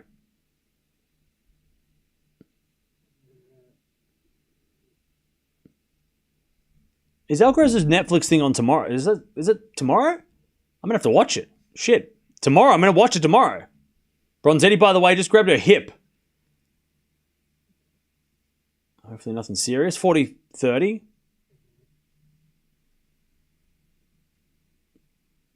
$23rd. Well, that's... Yeah, let me check.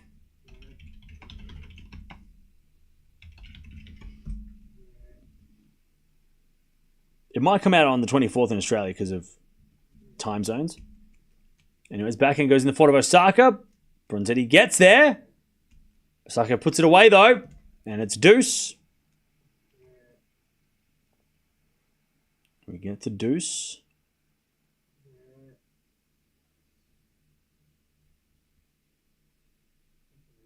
No, I'm going to have to just... What's going on? I don't have Netflix. I haven't had Netflix for a while because I wasn't watching it. But now I have to get it to watch this.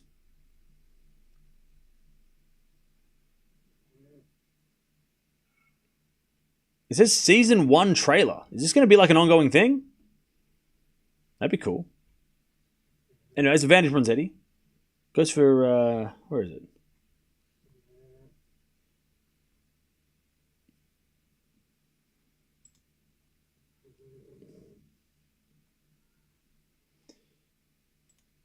All right, Bronzetti with the drop shot winner, and she gets the 3-1.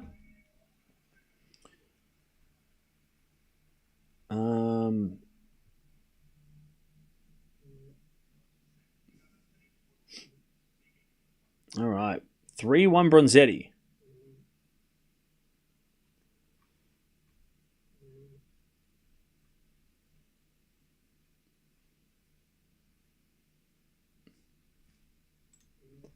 Three to 1.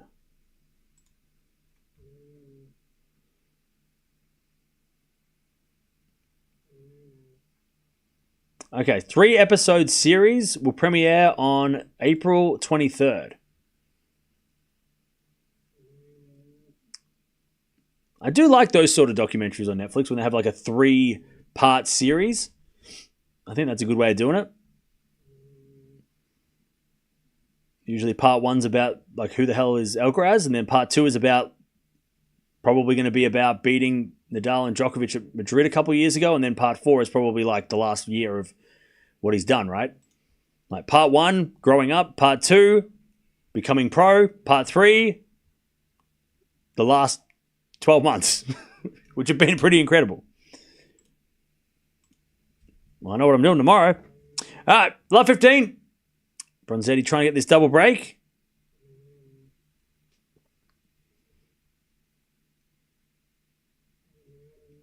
As we default, second serve, Osaka.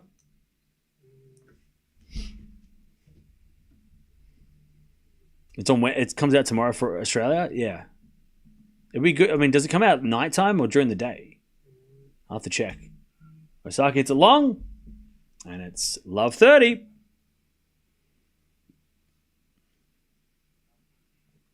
Love 30.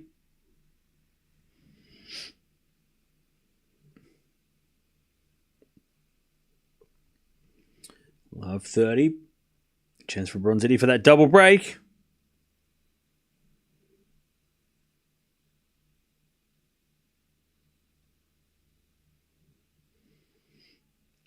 As the return goes in front of Osaka. Back into Bronzetti is a slice. Drop shot, but Osaka puts it away. 15-30.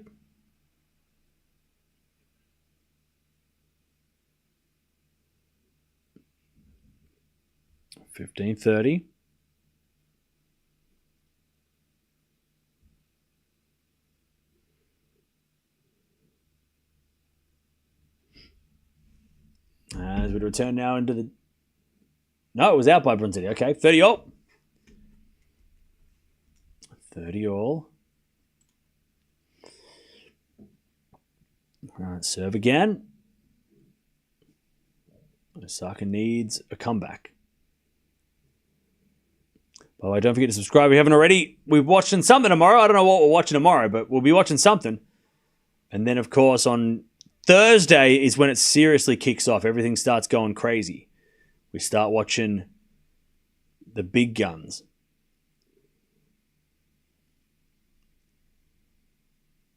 To serve. Into the backhand of Bronzetti. Return goes to the front of Osaka. Bronzetti gets the point. Chance for a double break. 30-40. 30-40. 30-40.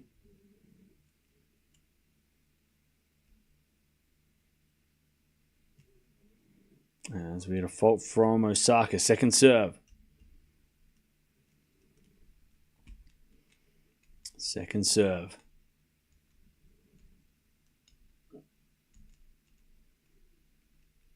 Serving in the front of Bronzetti. Back in front of Osaka. Into the front of Bronzetti. Osaka with the backhand. Again to the front of Bronzetti with a drop shot. Osaka gets there though and puts it away. And we get to deuce.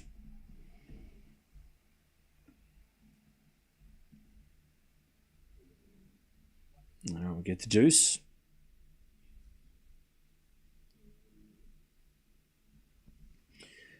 Yeah, Eala and Swiatek confirmed. And we to deuce. As Osaka serves a fault second serve. Did you see Fonseca sitting on the practice court next to Safin? So good. Yeah, I saw that too. He must have been practicing with Rublev. There's no way Safin would have I'm just going to hang out with this kid for a while. I think he must have been practicing with Rublev, right? And then Safin sat down next to him, or he sat next to Safin or whatever. He must have been hitting with Rublev. There's no way Safin would be hanging around other players while Rublev's there. All right, advantage Osaka. There's a backhand return from Bronzetti. Goes out and Osaka holds. Oh, Bronzetti's throwing the racket. Even though she's up a break in the third, she knows that this is not over. 3-2 Bronzetti. Now, chat, I don't want to be a conspiracy theorist or, sound crazy, but and I hope I'm not onto anything. I hope this is just a nothing. But I'm noticing a lot of things that are related to the Netflix series with Alcaraz at the stadium. I'm seeing a lot of the umpire's chair is a Netflix logo. Does Alcaraz feel an obligation to play to promote his series as well? I might just be talking trash, right? Talking shit, right? But do you think there might be something that says you have to play Madrid so you can promote this thing that we're doing on YouTube, on Netflix?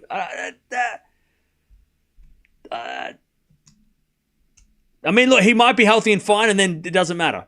But if he's not 100%, but then he's like, oh, I should miss it. And they're like, but you have to play because you're doing this thing. But he's not 100%. You know what I'm saying? I hope I'm wrong. I hope this is just a nothing thing. I'm just talking trash shit, right? But is he? Hopefully he's 100%, and that all the Netflix stuff has nothing to do with his decision to play. It doesn't influence his decision. He's only focusing on tennis and his body, and his body's fine, so he's playing. It's got nothing to do with anything else. He's just playing because he can play and he's healthy and he's ready. But I'm just seeing a lot of logos, and I'm like, Alcaraz, does he have to be here because of that? Is that part of the reason why he's here? Like players have to play tournaments because they get sponsored by certain people. And they go to those tournaments because they have to do sponsors things. It's a valid point. Look, I'm just throwing it out there. I'm seeing the Netflix logo every time they sit down. I'm like, well, Alcaraz's face. He is the face of this tournament, and he's also got this thing coming out. Look, if he wasn't injured, I wouldn't even mention it. But because he's injured, I'm like, I mean, the Netflix logo is literally on the side of the chair of the umpire. You can't miss it. It's the biggest logo on the. It's the biggest logo on the thing. It's just a big logo that just stands out. And would it be there if Alcaraz wasn't doing a thing? It wouldn't be there. They wouldn't be promoting anything there if it wasn't Alcaraz having a tennis thing. Like Netflix is not going to promote Stranger Things at a tennis event, right? I don't know. I just hope Alcaraz is fit and healthy because I want to watch him this week. I don't want him to play because he had to play. You know, I don't want to see Alcaraz get worse and injured, right? Like if he is fine, great. But if he's coming in because he feels like he has to play, that's not good. Bronzetti in the net, anyways. Love the tinfoil hats. Where are the tinfoil hats? Where are the tinfoil hats? Sorry, I forgot to put mine on. I forgot to put my hat on. Sorry. Why does it look like a flying saucer? It's part of it. I should have put this on first. There we go. Anyways, 1540, one saved. 1540.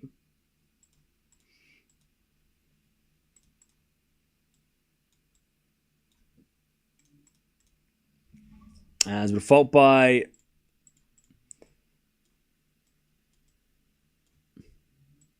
Bronzetti, second serve.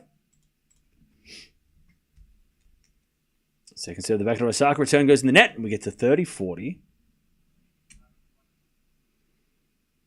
The Netflix logo staring everyone in the face. Yeah, it's the most obvious logo you can see on the court.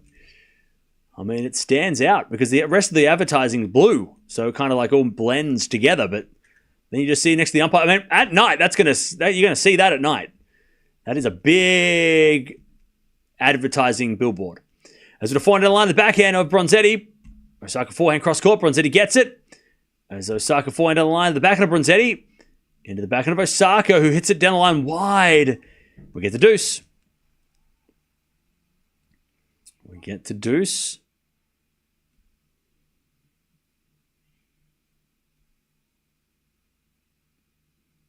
All right. Love 40 to deuce. Borj, I wish. All right. Bronzetti trying to keep this break. 7 the 4 of Osaka. Forehand from Bronzetti. To the backhand of Osaka. As Bronzetti backhand. The backhand of Osaka. Again, the backhand of Bronzetti. Bronzetti in the net. Advantage Osaka. Advantage Osaka.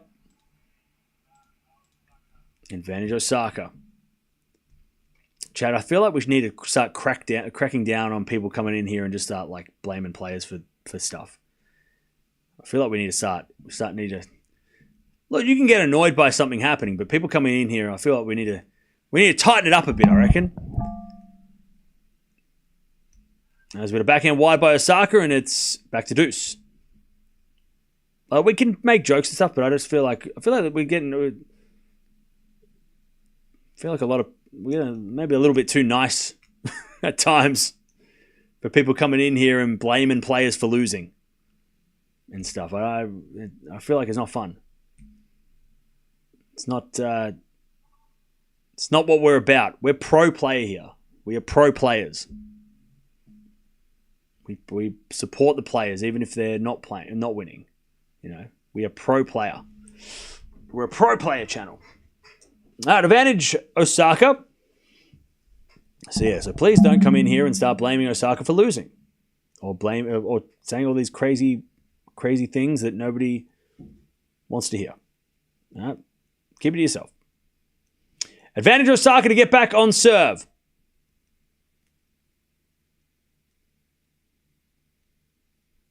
There's a default from Bronzetti, second serve. Second serve. Into the backhand of Osaka. Bronzetti forehand. Into the front of Osaka. As Bronzetti forehand goes down the line. Osaka gets the break though. It goes long by Bronzetti. Osaka's back on serve. 3-3. 3-3. All right. 3-0.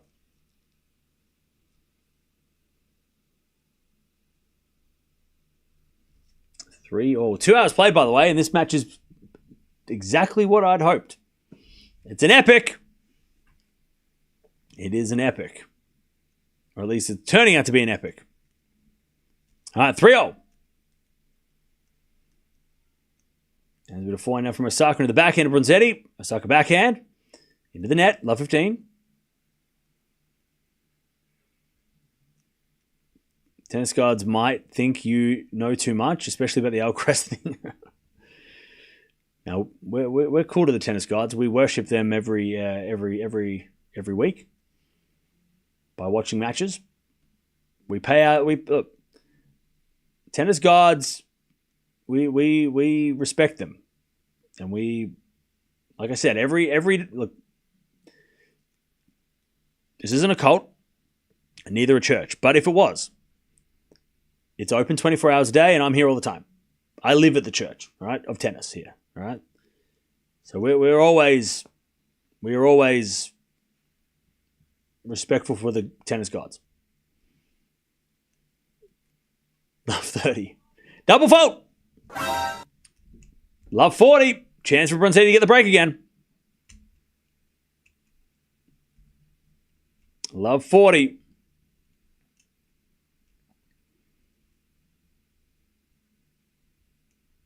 And that's with a serve out wide as a fault. Second serve. Oh, by the way, Osaka's really pissed off here. She's smacking the ground with her racket after a first serve fault. Second serve. Nope. Yeah, this is as angry as you'll see Osaka. Second serve. Into the front of Bronzetti. Good return to the front of Osaka. Bronzetti on the stretch. Puts up a lob. In comes Osaka. Puts it away. 15-40.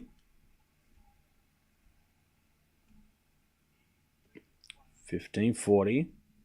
This is the temple of tennis. Yeah. This is the temple of tennis. So would that make me a monk? Or what does that make me? Am I I don't know. Anyways, an idiot. I'm an idiot. As a bit of backhand slice into the forehand of Osaka. Osaka puts it away with 2 save. 30-40. 30-40. Here from the Philippines. Can't wait for Eala versus Swiatek. Leandro. It's going to be good. A sensei. Yeah, this is a tennis dojo. I like that better. This is a tennis dojo. I'll be the sensei, all right? I like that more. That's more. That seems a little less extreme. All right, 30-40. That seems a bit more fun, I think, than comparing tennis to religion. We're going to find out into the backhand of Osaka. Find out from Bronzetti. That's a winner, and Bronzetti breaks again. 4-3, final set. All right. And Osaka's racket went flying. Yeah, that was after working so hard to break back, that was a bit of a slip. Is our training complete? A wise one.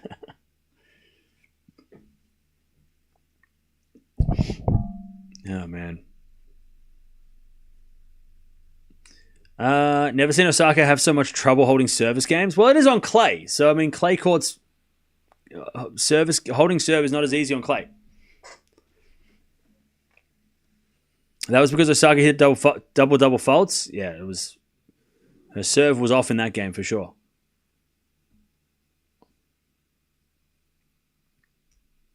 Swiatek loses due to her personality. What the hell is that supposed to mean? That doesn't make sense. It makes no sense. What are you trying to say? What? So the only way she's going to win a slam in the future is by changing her personality? It makes sense. I know it's clay, but got to wonder how Naomi will keep playing if these results don't improve. Look, there's players that don't play well on clay and they don't need the clay court season to boost their ranking, you know? And if Osaka loses this match and then loses in Rome and then loses at Roland Garros, she doesn't have many points to defend anyway, right? So it's not, I don't think it's going to be detrimental to her season. You know, she can recover the points at the, on the hard courts. And also the Asian swing, right? She didn't really play, like she had to retire a lot at the end of last year, you know, and she didn't play as much as maybe she should have, or she could have, right? Like having a look at her, she's 55 in the world, right? Over the next couple of weeks, her ranking points at stake, yeah, she's got about 100 points to defend, I think, in Rome, which is not nothing, but, you know, it'll drop her down the rankings, but only to like in the 60s. So she's not got like, you know, if she doesn't win these matches, she's going to drop out of the top 100. Like after the French Open, if she doesn't do anything on the clay, she's still going to be top 100, right? At this rate. So I don't think that these matches are detrimental to her ranking, and I don't think she's looking at these matches, these clay events as like, you know, there's an opportunity to win points, but it's not like she has to. You know, she has plenty of opportunities later in the year to win points.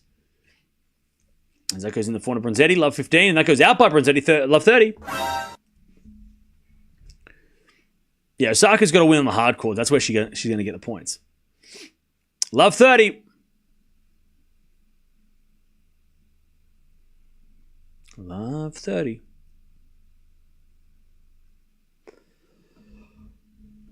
Serve again. Oh, pardon me. In the back of Osaka. Osaka in the net. 15-30.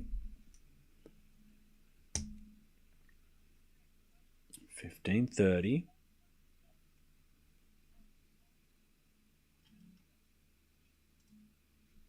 Serve again. There's a fault. Second serve.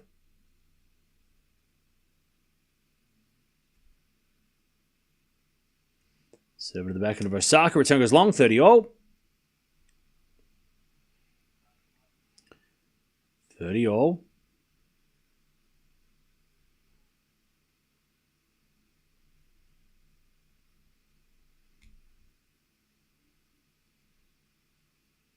Serve again from Bronzetti. Here's a fault. Second serve.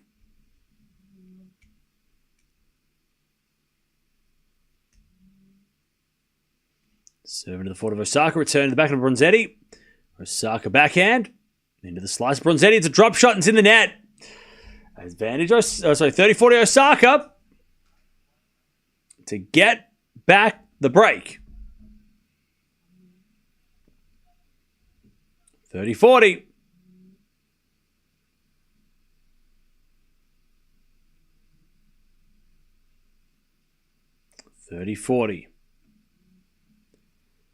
Serve out wide the back of Osaka. Return goes into the front of Bronzetti. Osaka forehand is long.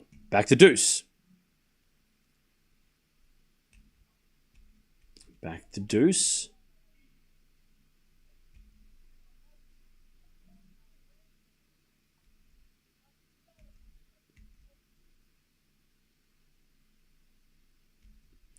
As we just serve again from Bronzetti.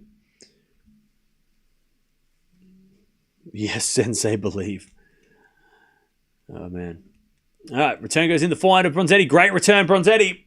She goes back behind Osaka and she gets to advantage for a 5-3 lead in the final set. Now, if I can remember, can I remember it properly? That Osaka was down a break in the third against Bronzetti last year and came back to win 7-5, or was it maybe someone else? As we return now off the tape, Osaka. Bronzetti comes in. Osaka with a pass. Is too good. And it's back to deuce. Was she down? Was Osaka... Did Osaka come back from a breakdown in the third against Bronzetti last year? Can't remember.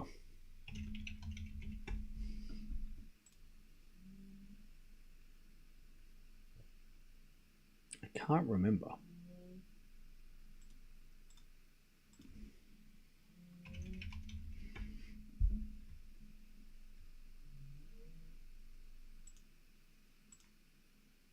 But we watched the match, so I know I can check.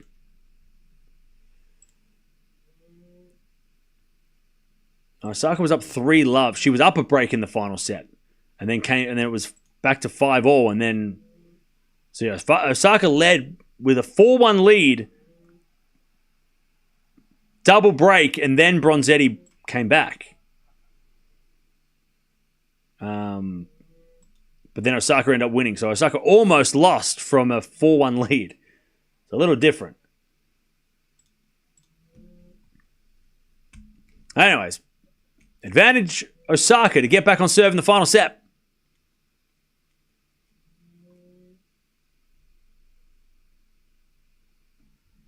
As we return from Osaka, that goes long. We're back to deuce. Back to deuce.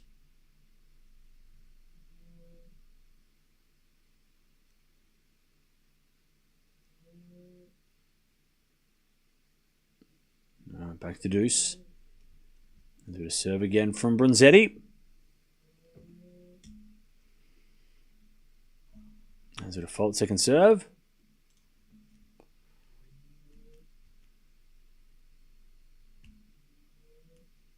Second serve. As the return goes in the front of Bronzetti. Bronzetti in the net. Advantage Osaka. Advantage Osaka. To take back the break. Advantage Osaka.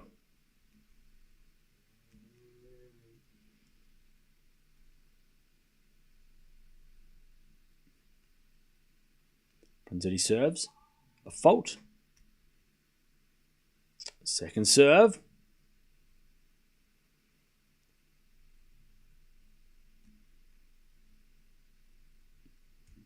Second serve, the back of Osaka. Forehand Bronzetti. Into the front of Osaka on the stretch. Bronzetti down the line. Osaka's there with the backhand, but it's in the net. And Bronzetti survives. Back to deuce. Bronzetti broke. No, she didn't. Well, she has broken, but she doesn't. What are you talking about? She's got the break already. All right. Back to deuce.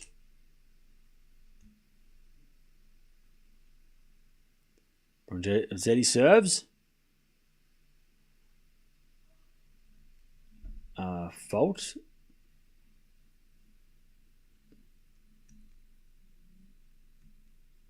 Second serve. Into the back end of Osaka. Return the front of Bronzetti. Osaka forehand. Goes long. Advantage Bronzetti. Osaka looks... Wait, what? Bro, that is wild. You need to relax. All right, advantage Bronzetti. Yeah, buddy, that's not on.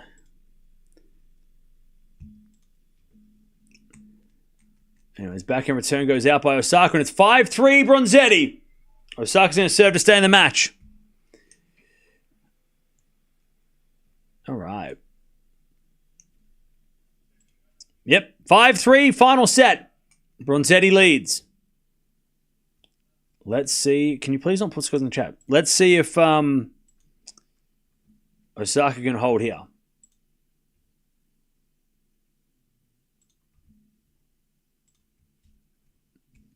As the return goes out by Bronzetti, 15-love.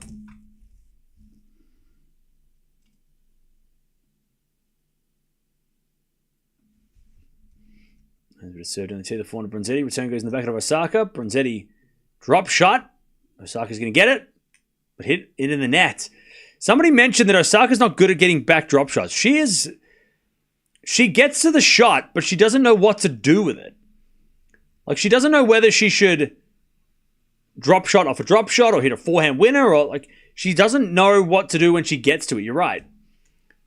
Like she's not slow. Like she can get to the ball, but when she gets there, some of these she just tries to hit a drop shot off a drop shot. She doesn't have that kind of touch and feel at the net, right? She should probably be better off slicing it deep. You know, just trying to come in and just get the ball in. Don't if you get to the ball, don't throw it away. You know, try and just make Bronzetti play an extra shot. You know, rather than trying to hit a drop shot off a drop shot if you're not able to do it, right? You know, she just doesn't have that ability. Anyways, Bronzetti hits it out 40-15. 40-15.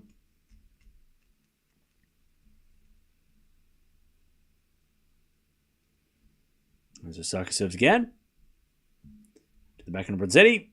Into the backhand of Osaka as Bronzetti, forehand. To the forehand of Osaka. Down the line of the backhand of Bronzetti. Osaka backhand. Into the forehand of Bronzetti, who hits a drop shot. Osaka gets there. And hits a slice backhand winner. There she does. She hits the winner that time. 5-4. Bronzetti's going to serve the match. But that time she got there and she put away a drop shot off a drop shot. But it's one of only a few that she's made. Okay. Bronzetti serving for the match. She's never beaten Osaka, so this would be a huge victory for her career. Even though Osaka's not top 10 at the moment and not at the top of the game, still beating Naomi Osaka is a big deal.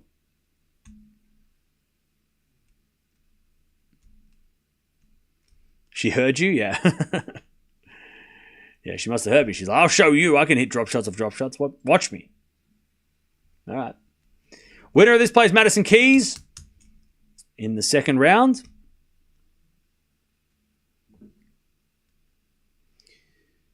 I think the best player at the net is Sinner. Nah, it's Alcaraz. Alcaraz owns that space easily. I mean, he comes to the net. He can volley. He can drop shots. I mean, it's Alcaraz drop volley. I mean, come on. Sinner's good at the net. He can play it. He's capable, but Alcaraz is a whole nother different level. The way Alcaraz does, like what Alcaraz does at the net, I mean, I would say he's the best net player at the moment. Like, think of anyone else. I mean, I don't even know. Who do you put next to Alcaraz when it comes to coming to the net, drop shots? I mean, when he gets to the ball, he can hit a drop shot. He does one of those things where, like Federer, where he pretends to hit a drop shot, but then he ends up hitting a slice forehand winner. Like, he's just like, it's just a whole different thing. Like, Sinner's good at he's better at the net than he was, Sinner, back in the day, but Alcaraz is like, Alcaraz, I mean, come on now. He might be the best net player at the world right now. Alcaraz is better for me. Yeah, but Djokovic is better, but Djokovic can't smash. When Djokovic goes for a smash, it's a 50-50. Alcaraz doesn't miss. Like, when Alcaraz misses a volley, that's when we get shocked, and because it rarely happens. You know? Like, he comes to the net, it's like automatic. You have to hit one of the craziest shots of your career to beat Alcaraz at the net. He doesn't, unless he gets lazy and kind of gets a little bit sloppy at it, but Alcaraz comes to the net. I mean, he wins the rally most of the time. Anyways, 15-love as Osaka tries to break back here at the death. Into the forehand now of Osaka, and that's a great winner by Osaka. Good pickup. Didn't try to do a drop shot that time. She just smacked the shit out of it. All right, 15-0. 15-0. Djokovic is not as instinctual at the net. Yeah, that's a good word. Yeah, Alcaraz has just got that like instinct at the net that he just knows. You know, it's effortless, right? He just has it. He just knows how to play at the net. You know, how to move at the net, what to watch for when his opponent's trying to pass him. You know, like he's just got that. You know, it just comes easy to him. He knows what to do. All right, return from Osaka to the forehand of Bronzetti. Forehand from Osaka. Again, the forehand of Bronzetti. As Osaka forehand goes long, Bronzetti's 30-15, 2 points away. Yeah, his reactions are crazy at the net too, yeah. Are you sure that Djokovic is a 50-50 on the smash? I mean, I don't know the exact numbers. But when Djokovic goes for a smash, most people hold their breath because we know that there could be an error. Like, it's his weakest shot by a mile. But when the lob goes up, I mean, even as a Djokovic fan, you've got to admit that you kind of go, oh, please hit it. Like, get this one. Anyways, Bronzetti with a passing shot winner. She's got match points, 4-15. Well, I don't know the exact percentages, but it's definitely not an automatic winner when he gets a smash. And we know that. He knows that. Everybody knows that. That's why Alcaraz hits a lob, because you never know. Maybe Djokovic misses this one, right? All right, 40-15, match point Bronzetti to take out Osaka and to avenge the loss she took at the French Open last year to the same lady on the same surface. Serve.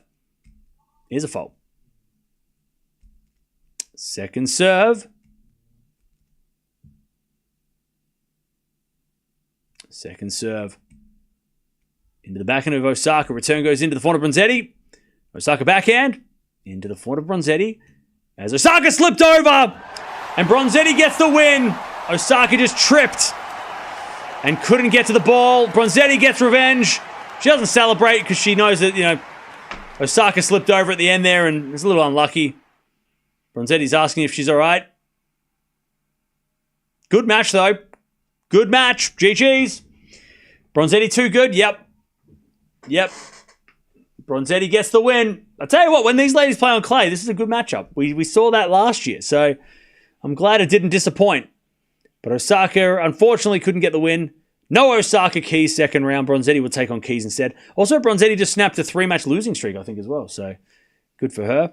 Finally gets her first win on the clay. Osaka will go to Rome and try and play there.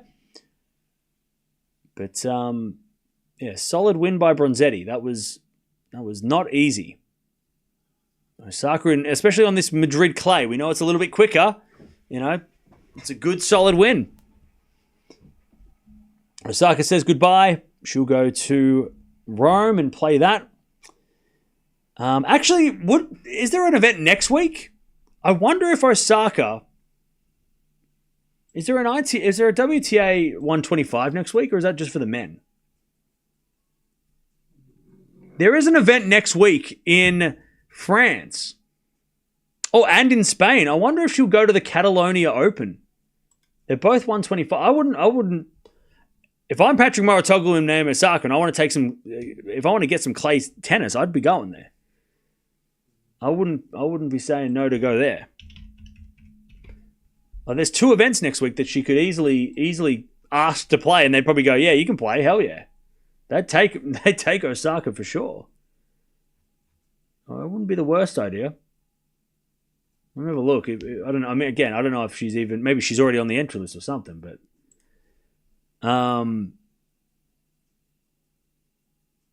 Osaka is not making a few of the smaller tournament ever. Well, she's played qualies and stuff before, so I mean, look, again, you just got to think. And we said this earlier, right? It doesn't matter if Osaka doesn't win on clay, right? It just means that she's going to have to work harder on hard courts. But if she doesn't win on the clay courts, it's not going to, she's not going to drop out of the sky with rankings. She's still going to be in the top 100. She's going to be fine. But if she does want to take clay more seriously, maybe she wants to, she does want to play well at the French, and she does want to, play. And maybe this might be Mouratoglou's influence. He might want her to play well on clay, and because she's giving up a lot of points on clay. There's 3,000 points between Rome and Roland Garros that she could make up, a chunk of those for a ranking. Maybe they might see available, which means, why wouldn't you go play, especially the one that's in Spain? There's already an event in Spain that next week, maybe go play that and try and get some clay court tennis under your belt, even though, it's not. I'm looking at here. I've got the schedule here. So she's definitely not playing in France because that's got Parks as the number 1. But I'll tell you, the Catalonia Open, Fernandez, Osorio, Sharif, Siniakova, and Minero. Eala's also on that list if she doesn't do well here.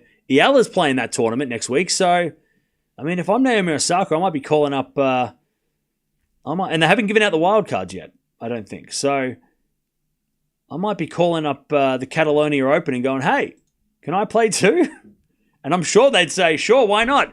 I mean, if Osaka gets a chance to play Fernandez on clay, Osorio on clay, Eala on clay, that's good preparation for a French Open. And then go to Rome after that, yeah. Again, it just depends on how serious she wants to take the clay, right? If she doesn't care about the clay, then she will not play. All right, GG's. By the way, if you are leaving, don't forget to sub on the way out. We've got big tennis tomorrow, more tennis tomorrow. Talking of Sharif and Munira, they're playing against each other now, so that's cool.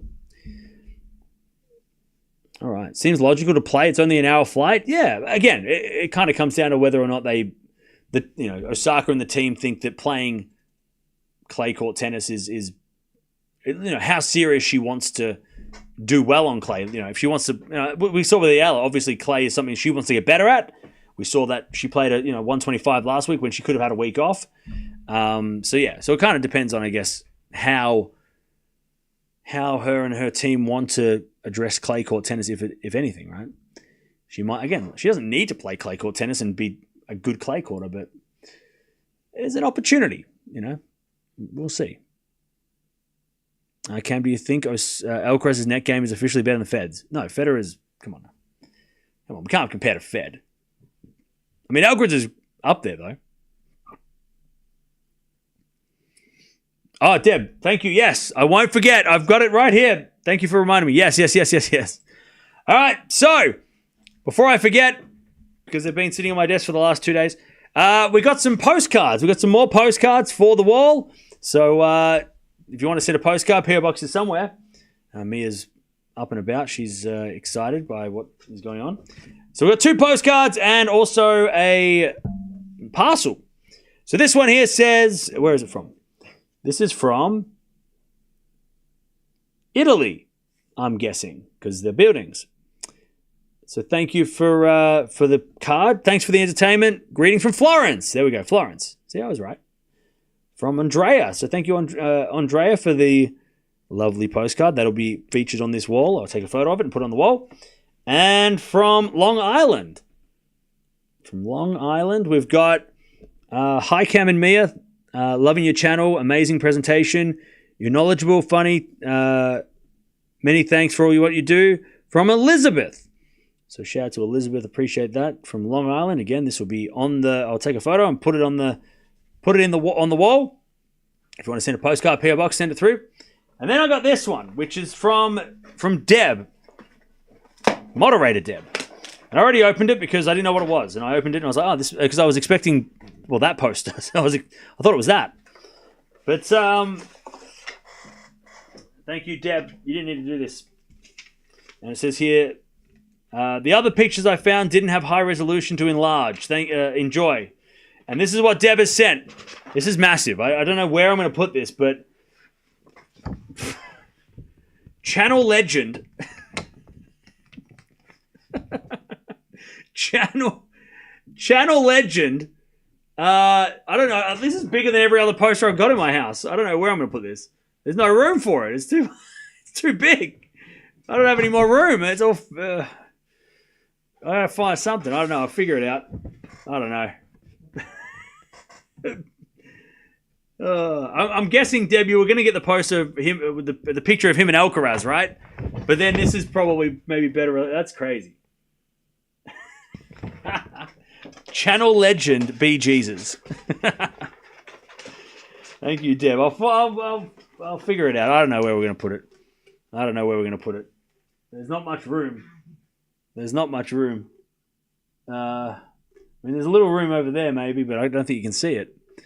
Who is that? What do you mean, who is that? He's legend. Be Jesus, the legend. The legend. I blew it up from a photo. Yeah. Yeah, I'm just thinking, is there a way maybe we can make it smaller? Like, I mean, I don't want to ruin it, but I don't want to cut it to a smaller size to fit it on here. I don't want to ruin it though, so maybe I'll ask you later. I mean, I could trim it down to size in just like a more of a. Maybe I could, and I don't know where I'll put it though. I could maybe put it up here somewhere. Thank you, Deb. That's hilarious. We love. He is a legend. Put it on the ceiling.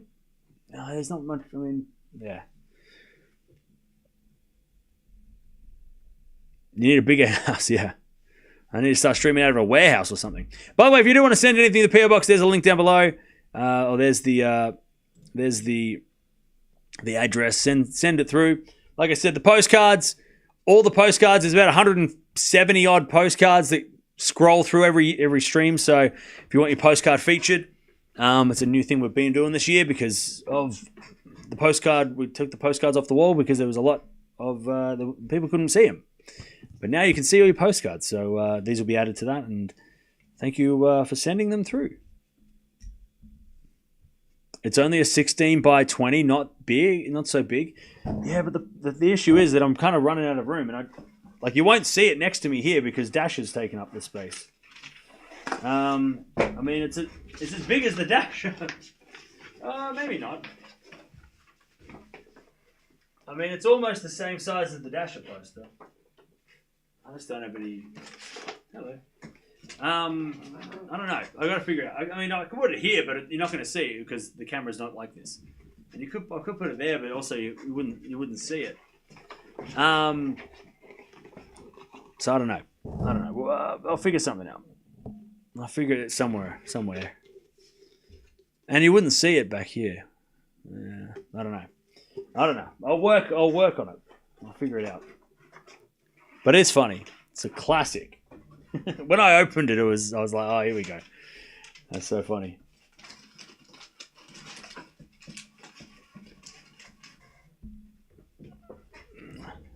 All right. Now, tomorrow, the schedule is not out, but I know as soon as I go offline, the schedule will come out. So brace for that.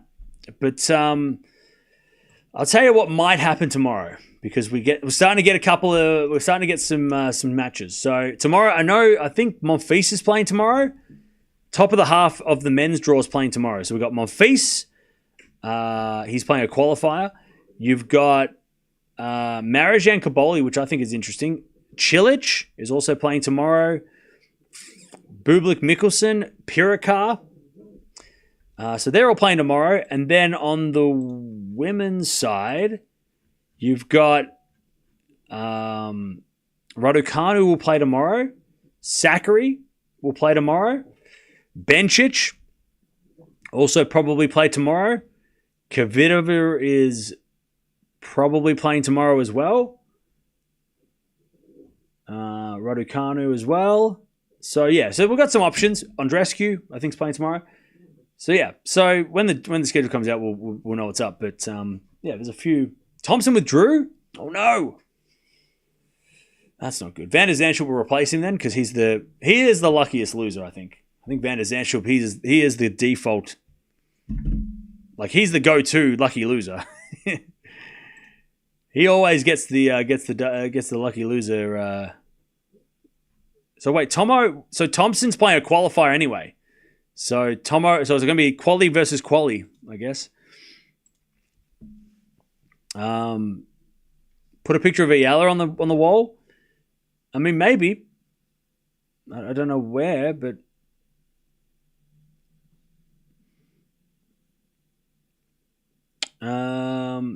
move the picture next to Dasher. Yeah, but I mean, you won't see it if it's here. I'll see it every time I sit down, but it's got to be in the background so everyone can see it. Otherwise, there's no point in having it on the wall, like if it's cut off, you know. These are fine. I mean, you don't need to see all this, but like I've got to figure it out. I might have to rearrange some stuff. Maybe I'll rearrange the wall. Osaka will win this one.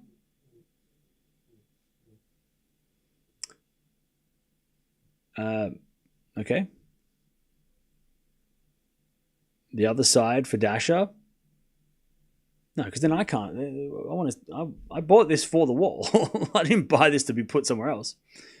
I need people to know that this is a Dasher's channel. I don't know. I'll figure it out. I mean, some of these can be moved. Some of these can be rearranged. I'll figure it out. I'll figure it out eventually. No worries, Missy. We'll see you later.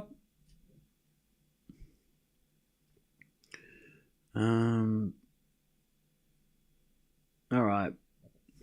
So we've got some tennis tomorrow, but stay tuned to things because things are happening and we've got plenty of stuff going on. So, don't forget to sub as well. We'll be back tomorrow for another big day.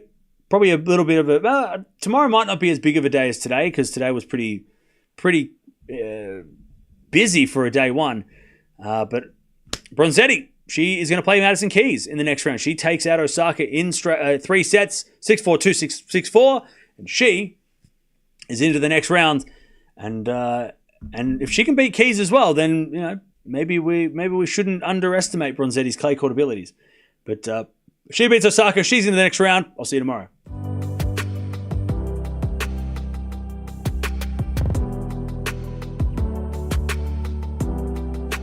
Wait a second, I forgot something. Hang on, Arian.